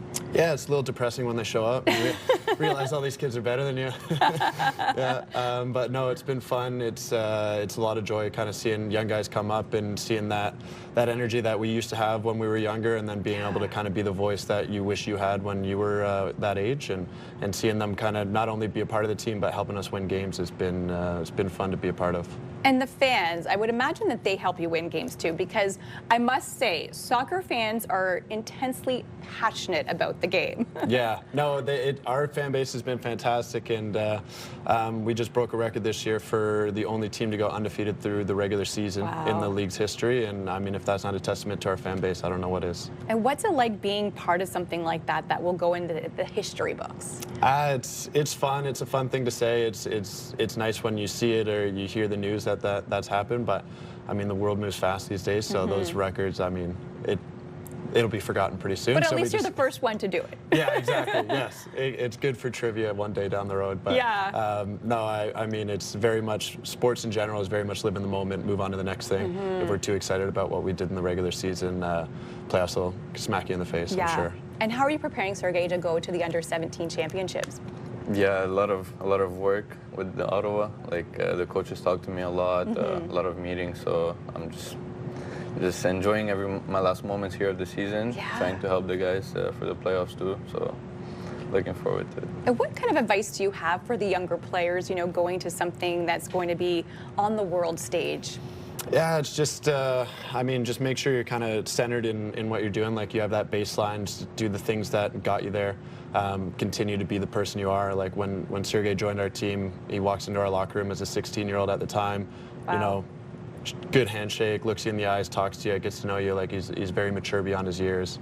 Something he should be really proud of, something his parents should be really proud of is kind of the guy you raised, and that gives him the capacity to learn as much as he can, and then again help us through the season and then get these opportunities. So I mean, you say go try and enjoy it, but it's hard to enjoy the moment when you're in it. Yeah, it's a little stressful, so it's just go do your thing, and it'll be something you can be proud of to look back on. Well, we'll be cheering you on. The whole city is behind you both, so thank you both for joining us this morning. Thanks, Thank you. You're welcome. Well,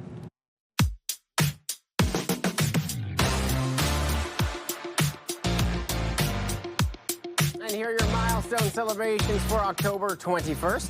Wishing Austin a happy 10th birthday. Love Mommy, little sister Alyssa, Nana Papa, and your dog Hunter, who say they love you very much and are so proud of you. Welcome to the double digits.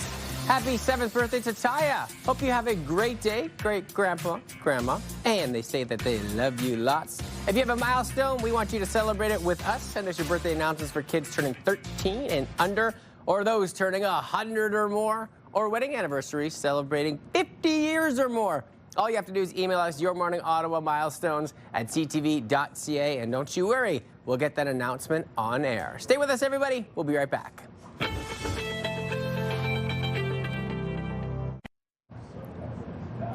It's Tuesday, October 21st.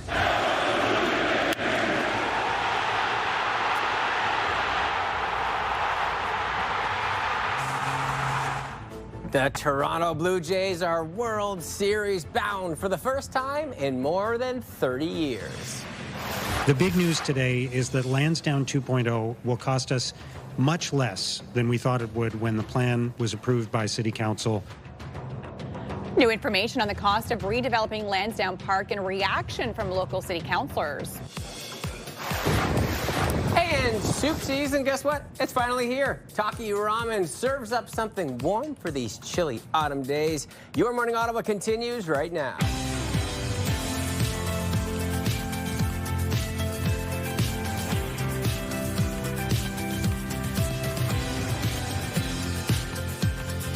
Good morning. Happy Tuesday, everybody. I'm sure most people's day is off to a great start. I'm Melissa Lamb. I'm Will Aiello, or maybe potentially you're still celebrating after a big sports win yesterday. Oh, incredible. And I love it. And if you don't already know, we are starting with the Blue Jays.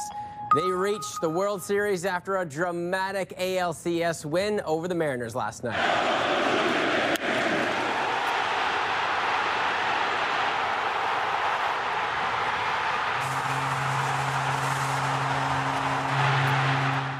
Listen to that crowd, over 40,000 people cheering. Definitely the biggest hit of George Springer's career, a 3-run homer to send the Jays to the World Series, their first in 32 years after a 4-3 win. Fans celebrating here at the Senate Tavern on Bank Street.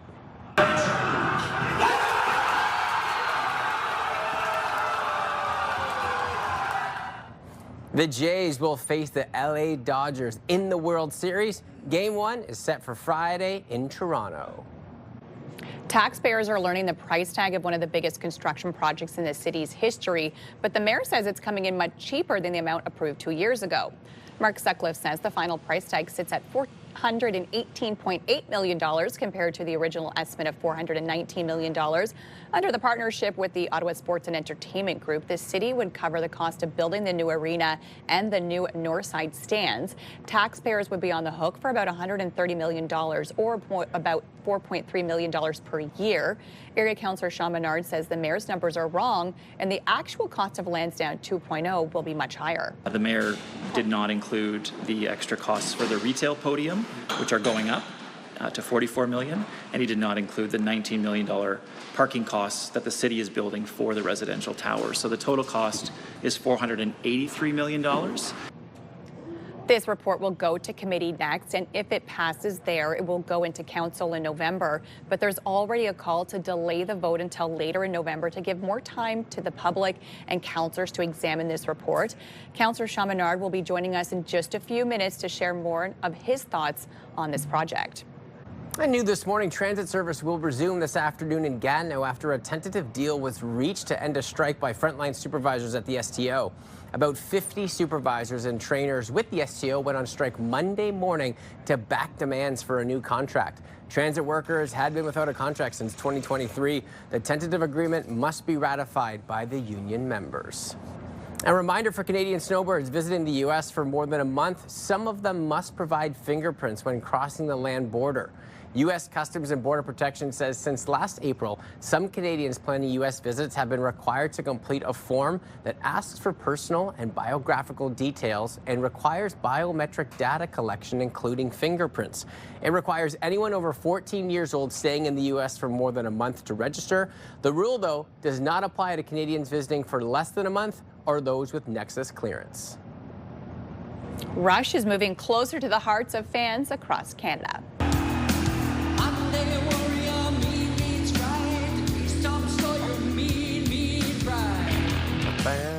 The band added Montreal, Edmonton, and Vancouver stops to their upcoming reunion tour.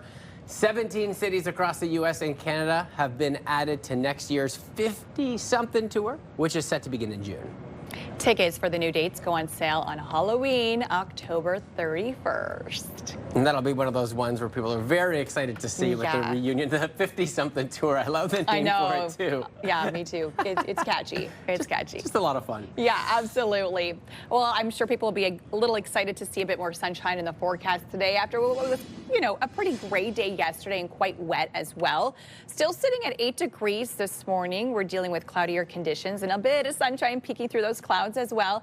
Similar in Cornwall, sitting at 8. It's cooler still in the valley, only 2 degrees and 3 currently in Kingston. We did see some earlier scattered showers. Those have cleared up for us here in the city areas to the east of us in Montreal. Could see a few more scattered showers on the way. 15 is your daytime high for us here in Ottawa, same with in Cornwall, Brockville, Kingston. 13 for the valley today, as well as in Kitigan, Sibi.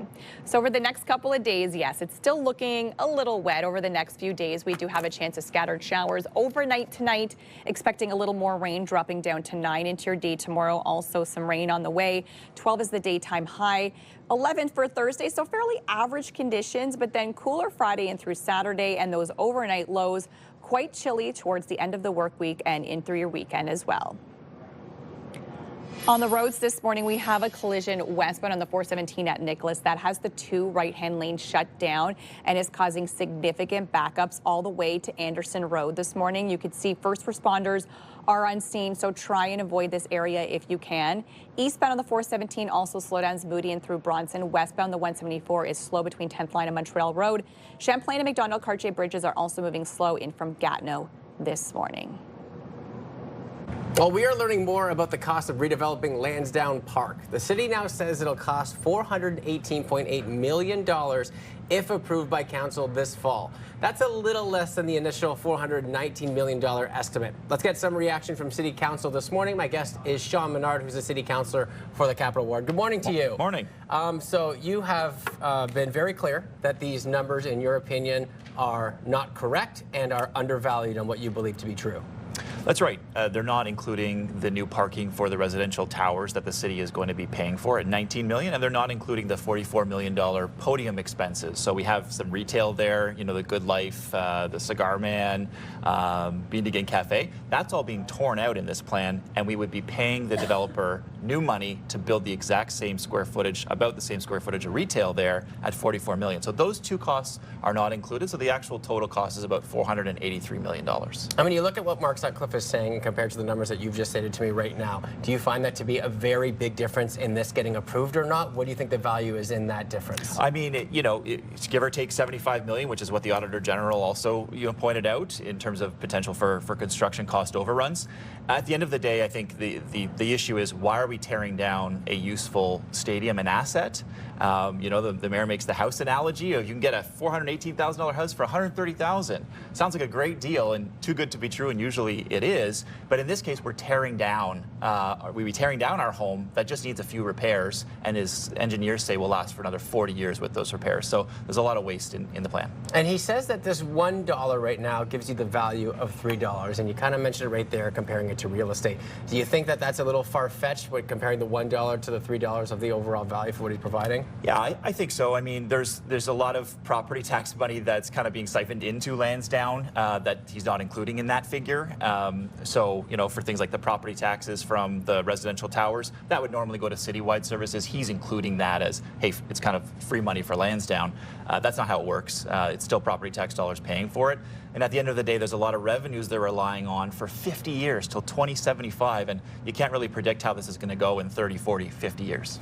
And when you look at the state of the economy right now, and you look at things like construction, like building, and tariffs, by the time construction actually starts, do you believe that these numbers might change and it actually might get more expensive than this original estimate from the years to come? I am concerned about it. It is a 9 to 10 year build out in total. So 9 to 10 years of heavy trucks through that area. And it's not like the old Lansdowne where there was a lot of asphalt there. This is a heavily used area with a lot of pedestrians, a lot of folks there. So 9 to 10 years of construction, and of course costs go up over that time. And I think the Auditor General was concerned about that very thing, is those construction costs and what we may encounter during that construction. So with all this in mind, what would you like to see from council when it comes towards the vote? Because I feel like you're not against the plan. You just want a readjustment of some of the numbers for what the public can actually get those true numbers. Well, they need to see the true numbers, and the city ideally would put something in that's a bit more popular, so we don't have a roof over the north side stands. The games at the Charge play, we're not having a large enough arena that's being created there. We're losing 58,000 square feet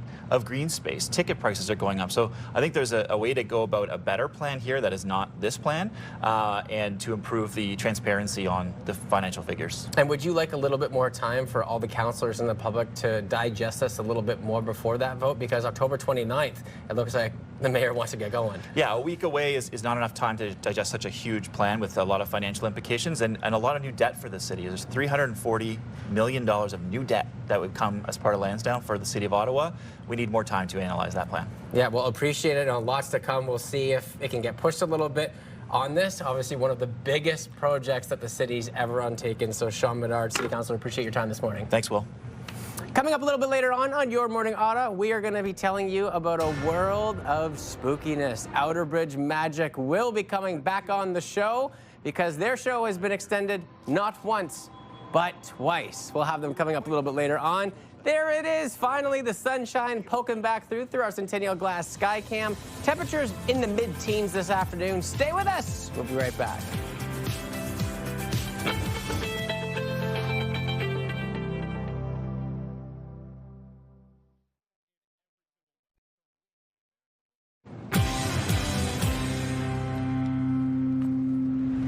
Well, Outerbridge Magic Mysteries of the Keyhole House has been playing the pews in Merrickville since June. This world-class illusion show has been so well received that they have extended the show not once, but twice. This weekend is your last chance to see them before they head out on a cross-Canada tour. Ted Outerbridge from Outerbridge Magic joins us this morning. Good morning to you. Good morning, Will. Good to be here. Good to see you. Before we even get involved, I have to say, I saw in our cottage country, Smiths Falls, Westport, I saw you guys everywhere plastered around. It's so awesome to see the traction that you've had so far because it's so well-deserved. Tell me a little bit about this show that's so magical. It's so exciting. Yes, Marion and I moved into an old house. We discovered we were living with a ghost, and so we decided we'd celebrate our ghost. Agnes is her name, and so that we've done that. We've translated the story into a magic show, immersive storytelling. The audience is part of the experience, unraveling the mystery. Agnes was not at peace when we first met her, so we had to work out what was upsetting her. And in our show, the audience is in on it. So. They help unravel the mystery. Oh, I love that. And talk to me about the Keyhole House because I think it's so cool and fascinating how you've intertwined this in. Yeah, I mean, we bought this house, fell in love with the house, discovered there's a ghost living in the house, and I researched her story and the house, and I've researched all kinds of people who live in the house. And then I'm a magician, so how do I tell my story as well? Illusion comes in. But the house, I mean, we found a golf ball that's 100 years old in the house that it turns out Brooke Henderson, the famous golfer, her grandparents lived in the house. Oh, come on. At every turn, something crazy happens. Yeah, I could go on. And Agnes, you said, you guys had a little bit of a difficult start to your relationship. What were some of the things that Agnes was putting you through in the new home? So day one, I woke up in the middle of the night and there was an aura in the doorway of our bedroom. A ghost was checking us out in the middle of the night. Okay. I made note of the time because it was really creepy. And then a couple of days later, the doorbell rang in the middle of the night and there was no one there, but it was the same time. It was that time again. And then footsteps in the attic in the middle of the night. I go upstairs. There's nobody there, but there's a stain in the wallpaper that looks like a human. Crazy. And it was that time again. It's just so creepy. Like all those things kind of bobbed into one. Really get you thinking. What have you brought for us today as well? So I wanted to try something with you. We need Agnes to manifest herself. So I have my finest Victorian attire. We have a candle for Agnes. It smells like eucalyptus and lavender, and we're hoping Agnes will manifest herself. And I think I can feel her presence already. I feel a little chill in the air. Yeah. I smell lavender. What's cold? What's that? Oh my goodness. Yeah. Agnes. That's for you, Will. That's for me? Yeah. Oh no. That's for you. Okay. So here it goes. We're going to try an experiment. Marion and I have collected postcards that have a connection to the house. So this is the Frost and Wood factory. It used to stand at Smiths Falls. Alexander Wood was Agnes's uncle. Okay. This is the Hotel Rideau. The bricklayer who built the Hotel Rideau built the Keyhole House. So every postcard has some kind of connection to the house. I want you to hold them in your left hand and then put the cards down on the table one at a time. One at a time on the table. Okay, like this, face down? Perfect, face down. At some point, put one of them in the cigar box. But otherwise, just keep putting them down on the table one at a time, one at a time, anywhere you like. One of the postcards needs to go in, very good, into the cigar box. Lucky number 9. Put your hand on the cigar box. So, Will, you didn't want these postcards. You put these down on the table. You didn't want them. You chose to put one postcard in the cigar box. It was a free choice, yes? Yes, it was. I didn't influence your choice. No, you didn't. I went Okay. back and forth. Take your hand off the cigar box and remove the card that you chose to put in there. Take it out. Take a look at it. I have no idea. Aha. We have a magnificent mansion. Yes? Yes. Agnes came out here. She just met you. She gave you a red book. I want you to open the book to the page that Agnes bookmarked.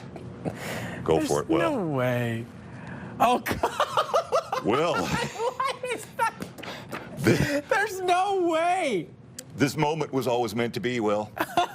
Check this out. Agnes wants you to see something else. Oh, Agnes, you're going to make me terrified. Of course, it's the one. So this is Glenwood Mansion in Smiths Falls. It was the finest mansion between Montreal and Toronto for many years, built in the late 1800s. Agnes lived at that address for 20 years with her uncle. I don't understand this. I will be terrified now for Agnes to follow me home and continue on, especially with my connection to Smiths Falls as well. Yeah. This just goes even beyond.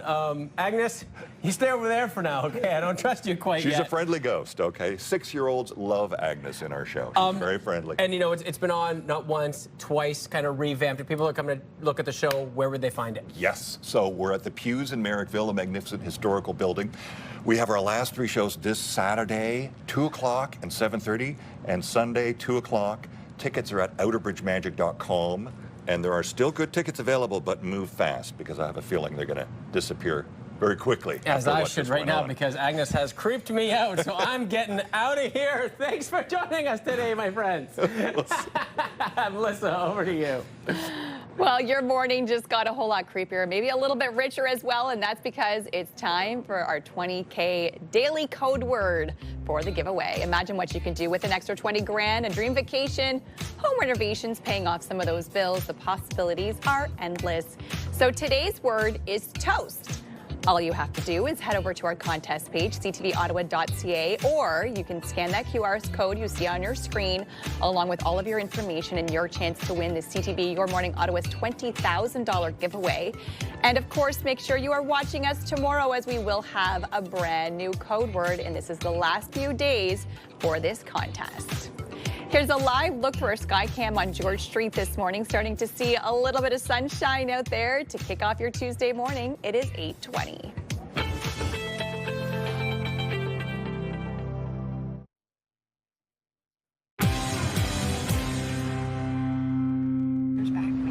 Canadian Guide Dogs for the Blind provide professionally trained guide dogs across Canada and mobility assistant dogs in the Ottawa area.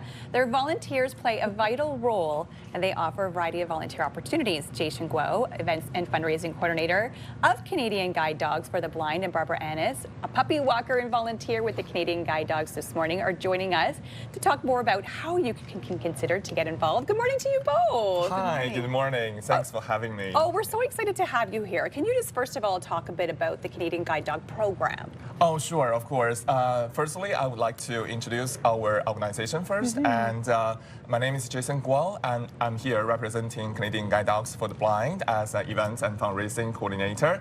And Canadian Guide Dogs for the Blind is a charitable national organization that has been helping Canadians since 1984. Wow. And we train and provide guide dogs across the country and mobility assistant dog in Ottawa area to provide Canadians with more mobility and independence. And we are not receiving any government funding, so we rely heavily on public support, which of course include the support from our volunteers. We have numerous volunteer positions, actually. Okay. We have bingo volunteer, we have driver volunteer, and we also have events volunteer, and of course, puppy walker volunteers. Yeah. And if anyone who's interested in helping us, please visit our website at www.guidedogs.ca, or you can email me at events@guidedogs.ca. Amazing. Yeah. So Barbara, for you as a volunteer, as a puppy walker, what's it like? Can you tell us about your experience? My experience is very rewarding. You put in some hard work, and the beginning of it is usually the hardest part of it. Okay. But once you've got them trained and they know their basic obedience and socialization skills, it's just being consistent with them. Oh, I bet it's so much fun. Can you introduce our little Yes. furry friend here today? This is Gordon.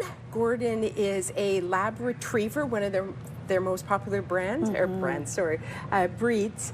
And he is 2.5, and he is almost at the end of his time with me. Okay, so when did you get Gordon? We got Gordon when he was 4 months old. Okay. And that's I was still working at the city of Ottawa, so it's very standard that the dog comes at 4 months, so they're able to have all of their shots. They can wear their jacket, and they can interact with the public at that time. So the dog lives with you for approximately 2 years? Approximately. Yeah, and Yes. what are some of the things that you have to teach the dog during that time? So it's the basic obedience. It's sit, stay.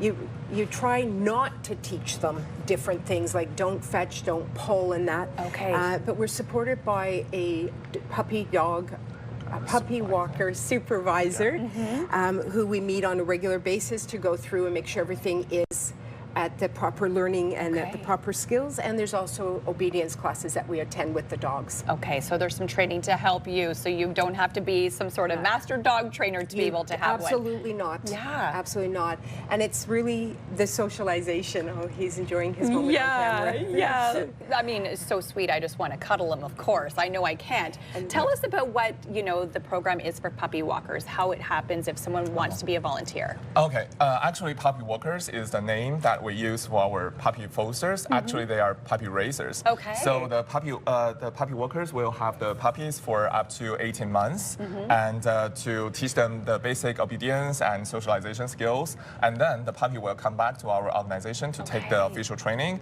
and then to take the tests and so on to become an official guide dog in the future to help someone. Yeah. It's such an incredible organization. Thank you both so much for coming on here today. And you are looking for more volunteers. So for people who want more information, what's your website one more time? It's www.guidedogs.ca, or you can email me at events@guidedogs.ca. Amazing. Well, thank you both so much for joining us today. Thank you so much for having us. And thank you, Gordon. Well. Good job, Gordon. Definitely help out if you can. Well, coming up, soup's on. It's cold and gray out for most of this week, so we are serving up some hearty ramen with Taki Ramen. They're getting ready for our next segment in the CTV Your Morning Ottawa Chateau Laurier kitchen. Taking a peek through our sky cam, and temperatures are feeling a little bit warm. The sunshine, looks like it's starting to fade away again, but maybe pokes back out this afternoon. Stay with us, everybody. We'll be right back.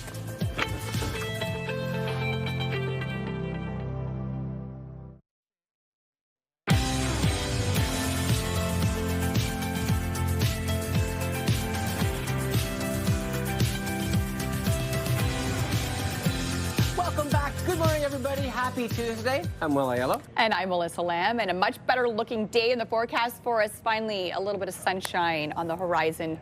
Maybe a good idea to go out and play a little baseball this afternoon. You might have a little itch after watching last night's game. Or if you're like us, watching kind of this morning as well. We're going to start with that because the Toronto Blue Jays reached World Series after a dramatic ALCS win over the Mariners.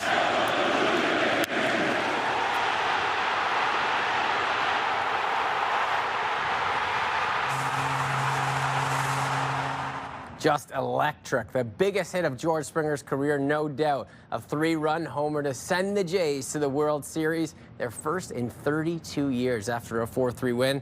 Fans, though, celebrating here at home.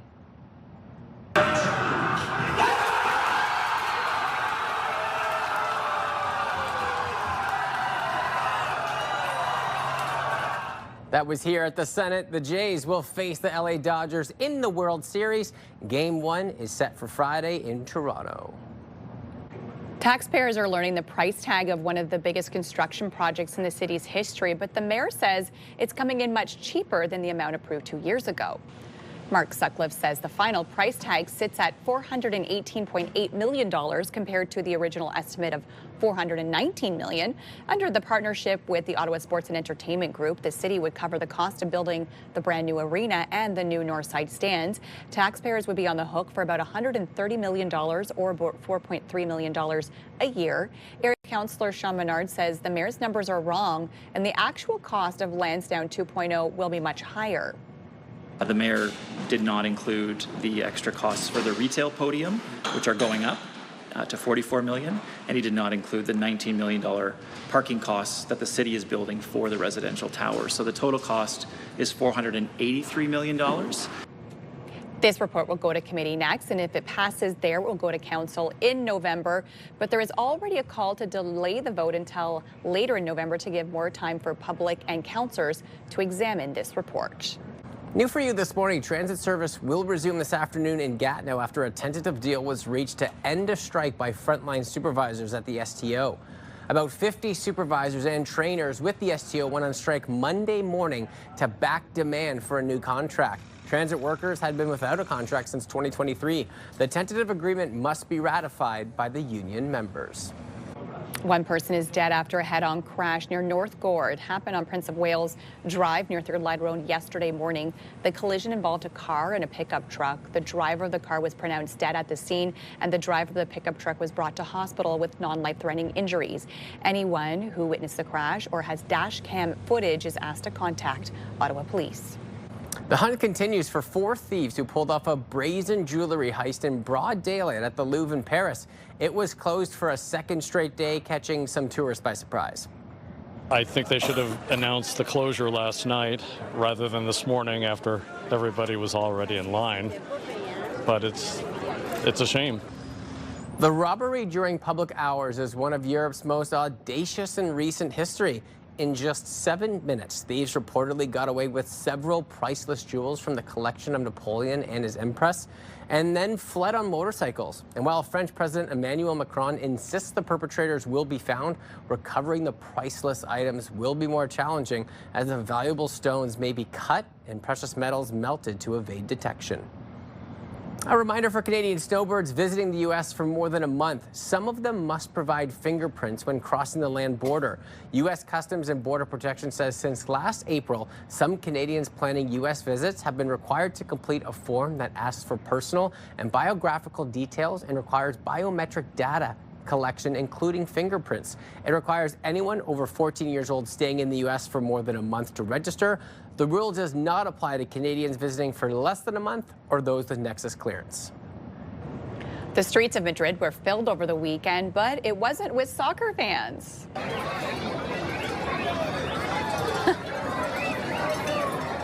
Not soccer fans, indeed. It was sheep. Thousands of them. They were led by shepherds who were retracing ancient herding routes once used to move livestock from northern pastures to southern grazing lands. This tradition has been happening since 1994 and is meant to honor and celebrate the country's agricultural heritage. I know our producer Cassie is probably watching this, wishing so badly that she was there. Yeah, absolutely. Oh, this just in, Cassie is crying. Are those tears of joy, Cassie? They are tears of joy. Oh, that is so sweet.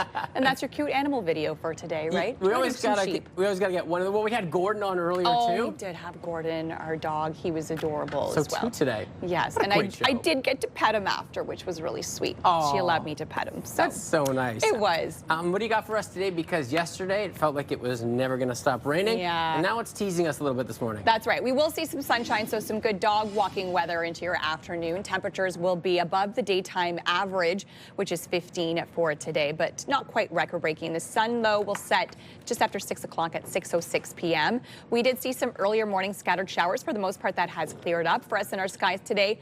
Mix of sun and cloud. Enjoy it because there is lots of green in our futurecast, which means more rainy conditions on the way. Starting overnight tonight, so tomorrow morning, likely we'll see some rain to start off your Wednesday and kind of linger off and on, similar to Monday in the forecast for us tomorrow. Then there are some spotty showers on the way for Thursday and for Friday. So you'll see this massive low pressure system just kind of going to hover over us over the next few days. Enjoy the sunshine we'll get to see today and warmer temperatures because it will be cooler into the weekend. 15 for us here in the city, 16 in Kemptville, 13 is your daytime high in Petawawa, Kitigan, Zibi, 15 as well over in Gatineau. So over the next 7 days, you'll really see those temperature shifts toward the end of the work week. 9 is the overnight low, so still quite warm into our overnight tonight, but that rain on the way overnight and into your day tomorrow. Spotty showers for Wednesday, Thursday, Friday, and Saturday. And now temperatures average for Wednesday, Thursday, cooling off though for Friday and through Saturday. Much cooler conditions on the way, and those overnight lows creeping around that freezing mark. So much cooler overnight lows for us as well. Into Sunday, Monday, finally more sunshine. Weather, brought to you by Yeckendorf Rashid. Experience knowledge and a commitment to excellence. It's been a tough morning commute as we did see some earlier morning collisions. So if you are heading out on the drive right now, there is still a collision on the westbound at 417 at Nicholas. You can see the two left lanes are still blocked and it is causing heavy backups all the way past Anderson Road today. And emergency crews still on scene on that collision, so make sure you avoid it if you can. You can see traffic basically just trickling by. Eastbound on the 417 also slowdowns beginning Moody right through until Bronson. The Kitchie-Zabimican Parkway moving well, slow still, while Carling is moving well. 174 westbound is moving slow between 10th Line and Montreal Road. And the bridges, Champlain and McDowell-Cartier, are moving slow coming in from Gatineau, but all of the bridges are moving well. Traffic lights are still flashing Innocent Civil, causing major delays this morning.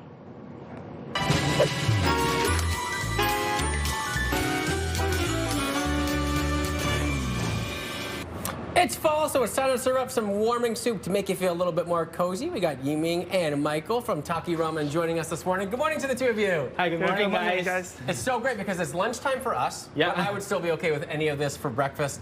Tell me a little bit about what ramen is before we get to all the delicious food. Okay. So let me introduce you guys our signature tenkusu black ramen. Okay. So this is the egg noodle, and this is our soup. We cook the soup with different kinds of pork bones and chicken bones for like 12 hours every day. And to make it rich and creamy, and you get a umami flavor from the soup. And also we have some toppings like the black fungus and the bamboo shoot directly from Japan. And also we have the marinated egg for like we cooked more than 10 hours every day. And also the most important thing is our chashu. The chashu means pork belly, and we just soak it in our house-made soup for like more than 10 hours every day and put it in the oven to roast it for another 3 hours. And before we serve it, we just torch it to make it crispy outside, and then we put it in the soup, and then some green onion. And the most important thing is our famous garlic oil. Yeah. Oh, okay. So tell me what's in that bad boy. You know, I can't give it all away because you're famous. I don't want to give all the ingredients away. But what would the kind of texture be like that? So it's we cook the garlic in 3 different kind of temperatures to make a different color and different taste. And then we blend it with some sesame oil to get the beautiful flavors. Oh my God, so good. And we actually have to take a step back here. Adam, come in here. Can you show me this again? Because this is the first time I left. Is this an egg like half slicer? Yeah, this one. You can try it. Let me try this bad boy. You should try it. Yeah. I've never seen this before. Yeah. So this just perfectly slices the egg into 2? Yeah. You see, it's perfect. It's easy to use. I can't believe I've never seen this before. Okay, I'll put my little twist on it there because you know you can never have too many eggs. Yeah, right? yeah, that's right. It's so great because that's number one that we got. What else do we got here, my friend? Yeah, this is sukiyaki. It's one of our specialty today. I brought it today. So sukiyaki is a Japanese hot pot with crab stick, mushroom, tofu, shrimp, and thinly sliced beef, and a variety of greens, and also konjac noodles as well, all steamed together with our house-made sukiyaki sauce. You see? Famous sauce, yeah. And then the customer can cook by themselves. Okay. Yeah, and you see it's colorful, warm, and it's perfect for sharing. Before the ramen. And what do you think sticks out when it comes to like ramen? Like what makes it so special compared to something that you might see where you go, no, this is authentic ramen, which is why it tastes so good. What do you think stands out? I think what set our ramen different than our restaurant is broth. Like we put the care and the time, we put a lot for the broth, tonkotsu ramen broth, and every day, like we cook for the tonkotsu broth, we cook more than 8 hours. Wow. Yeah. So you're putting so much care into it, having it be that perfect marinade as opposed to rushing something like that. Like that's kind of the lifeblood of what makes this so good. Yeah, that's right. Yeah, that's right. And where can people find you? Because clearly after today, they might want to just try your food or potentially try the egg slicer as well. It was so fun. So our address is 170 Leeds Avenue, close to University of Ottawa. And what would be if they were coming in here? I know this is going to be a tough choice, and we might have a little bit of an argument here. But if they were to try one of these dishes, which one are they going for? I think the tonkatsu black and also the tomato ramen, and also we have lots of dessert and snacks. Amazing. Yeah. No, the correct answer was you got to try it all. Yeah, that's right. We'll appreciate your guys' time this morning. Congratulations on the opening. And you know what? It's so nice to have so much care go into what you guys do. Yeah, thank you. Thank you so much. Will. Thank you, guys. And if you would like to be featured on our Your Morning Kitchen, or you know of a great local chef or restaurant and want to pass those details along, email us yourmorningottawa@ctv.ca. Taking a peek through our Centennial Glass Skycam, it is the perfect time to get some ramen in your belly. It's a little cool out there, a little gloomy. This will make you feel nice and cozy this time of year. Stay with us, everybody. We'll be right back.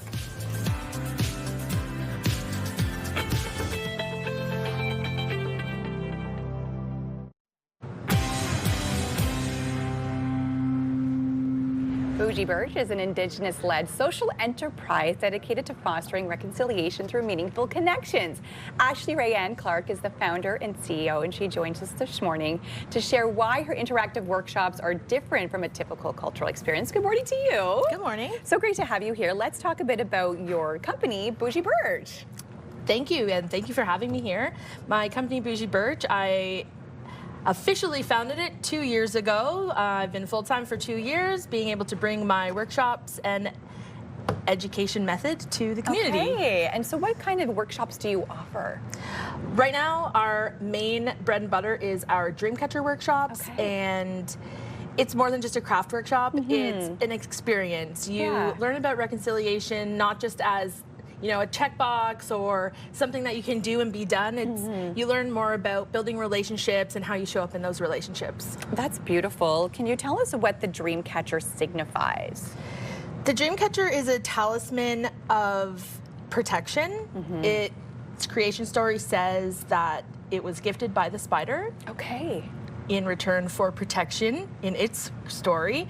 And what it does is act like a filter, and it filters out any corrupted dreams. We see them as bad dreams or nightmares, but all dreams actually have a message in them, and they come from the spirit world from our ancestors. And so how this works is it's able to stop any dreams that have corrupted messages from the bad things that might be in the spirit world. Oh my goodness, I absolutely love that meaning. Okay, so tell us about the different ones you have here. Does every single bead and color kind of represent something, or is it kind of also makes it personalized for people? In our workshops, we don't necessarily work off of these kits unless we're coming into your workplace, for example. The public Dreamcatcher workshops that happen at the NAC, as well as the Bougie Birch hosted workshops at the Indigenous Ottawa Entrepreneur Centre in Centertown, we work off of a palette of beads, a whole pile of suede. You're able to customize your creation so that you're offered a more introspective experience, not just today with the reflection of your experience, but every time you go back and look at your Dreamcatcher, you're able to reflect on it from a different position in your own personal evolution journey. Amazing. Okay, so we're going to work a little bit on this one today. So it's obviously already almost completed. What's the final steps in putting this one together? So we're going to decorate the tassels on the bottom. This is purely aesthetic. And so what you're going to do is take a bead, you add it onto your suede, wherever you like.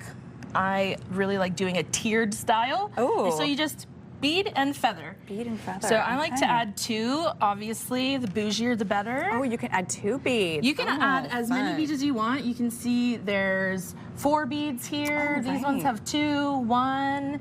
This one has both tassels in the beads. Oh, wow. I like to separate all the tassels because then you get to add more decoration. Oh, this is so much fun putting this together. And when are your workshops happening for people who would like to take part? There's a workshop happening at the Ottawa Indigenous Entrepreneur Space this Thursday from 5 to 7. Incredible. You can also find our workshops at the NAC, although they do tend to sell out early. So your best bet to get a ticket is by visiting our website, and we have all of our public workshops listed there. Amazing. Well, thank you so much for joining us here today. Again, you can head to the website for more information. Advocates are urging the Liberal government to cut old age security spending in their upcoming budget. We're going to check in with Bill Carroll from the Morning Rush on News Talk 580 CFRA to get his thoughts. Good morning to you, Bill. Good morning. Well, good luck with this idea, guys. I know it looks tempting on paper that you may not have known this. I don't think that I did. That old age security is one of the biggest line items for the federal government. It costs a lot of money to take care of our seniors, says the man with the white hair in your television right now. Good luck doing this. Listen, you could save, according to these advocates that you're talking about, Will, $7 billion a year by just doing this. Telling couples who make over $100,000 a year that we're going to start to claw back some of their old age security. Right now, we start that at $180,000, which sounds like a whole lot of money until you calculate the fact that when you get a little bit older, your healthcare costs start to skyrocket. One estimate I saw puts it at about $13,000 a year in your 60s. By the time you're 80s, $40,000 a year. $40,000 after-tax dollars a year to take care of yourself and your own medical needs. So that's a lot of money, and it eats into that old age security and your Canada pension plan, whatever money you've managed to put away for yourself, very quickly. So, you know, we're all going to get there with luck. If you're fortunate and you live long enough, you want to reap the benefits of a life of hard work and let our seniors age with dignity. I just think this is a very tempting line item, but it's a non-starter. First of all, senior citizens are the first to get out there and vote. I don't see the Carney government having the courage to do that. I don't see the support in a minority house for a move that is that drastic. I think a lot of seniors would look at it and say, you know what else is expensive? Our new dental care program, which I didn't have the advantage of when I was younger. Our new daycare program, which I didn't have the advantage of when my children were young. Seniors are going to look at that and say, we planned our retirement around these. And Will, you'll get there one day before you retire, even like me. You start to make calculations every few weeks. It goes through your head. How much money will I have? Will I be able to take care of myself? Will I die alone and impoverished? This is a concern for Canadians as they get older. Maybe not if you're making millions of dollars a year, but $180,000 for a couple doesn't make you rich in a city like Ottawa or Toronto or many places across this country. So I think this is a terrible idea, and I don't think it's a starter at all. Maybe the Carney government will come in with some number that's between 100,000 and 180,000 that more people could live with. But, ooh boy, this would be a risky one. Let's not pit the generations against each other here. Mm-hmm. Let's not have arguments between grandparents and grandchildren and children about how much money senior citizens should get in old age security, which they paid into their entire lives. It can already be a concern right now, not even having this, thinking about the future with that. Have a great show, Bill. We'll talk to you soon. Okay. And remember, you can listen to The Morning Rush with Bill Carroll on News Talk 580 CFRA weekdays from 6 until 10 a.m.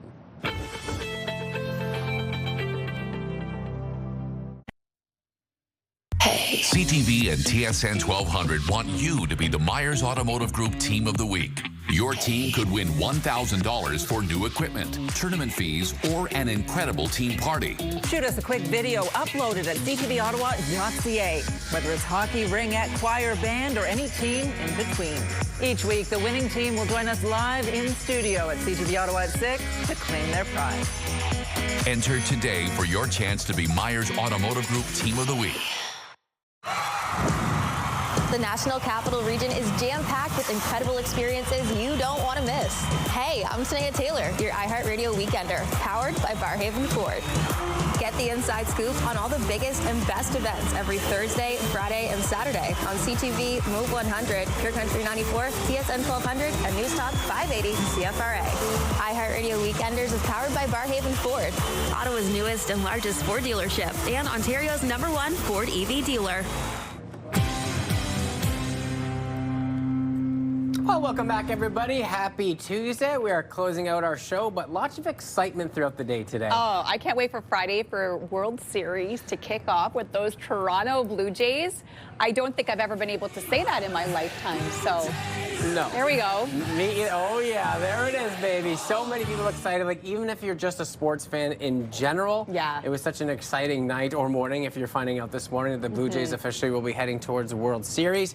Game 1 will be at home in Toronto. And I think it's just good for Canada, for all of us to come together. It's been, you know, a little bit divisive lately, but if we could all come together and rally behind the Blue Jays, I think it just brings us all that much closer. They're hoping to get them out of there, and we are out of here. We'll see you tomorrow.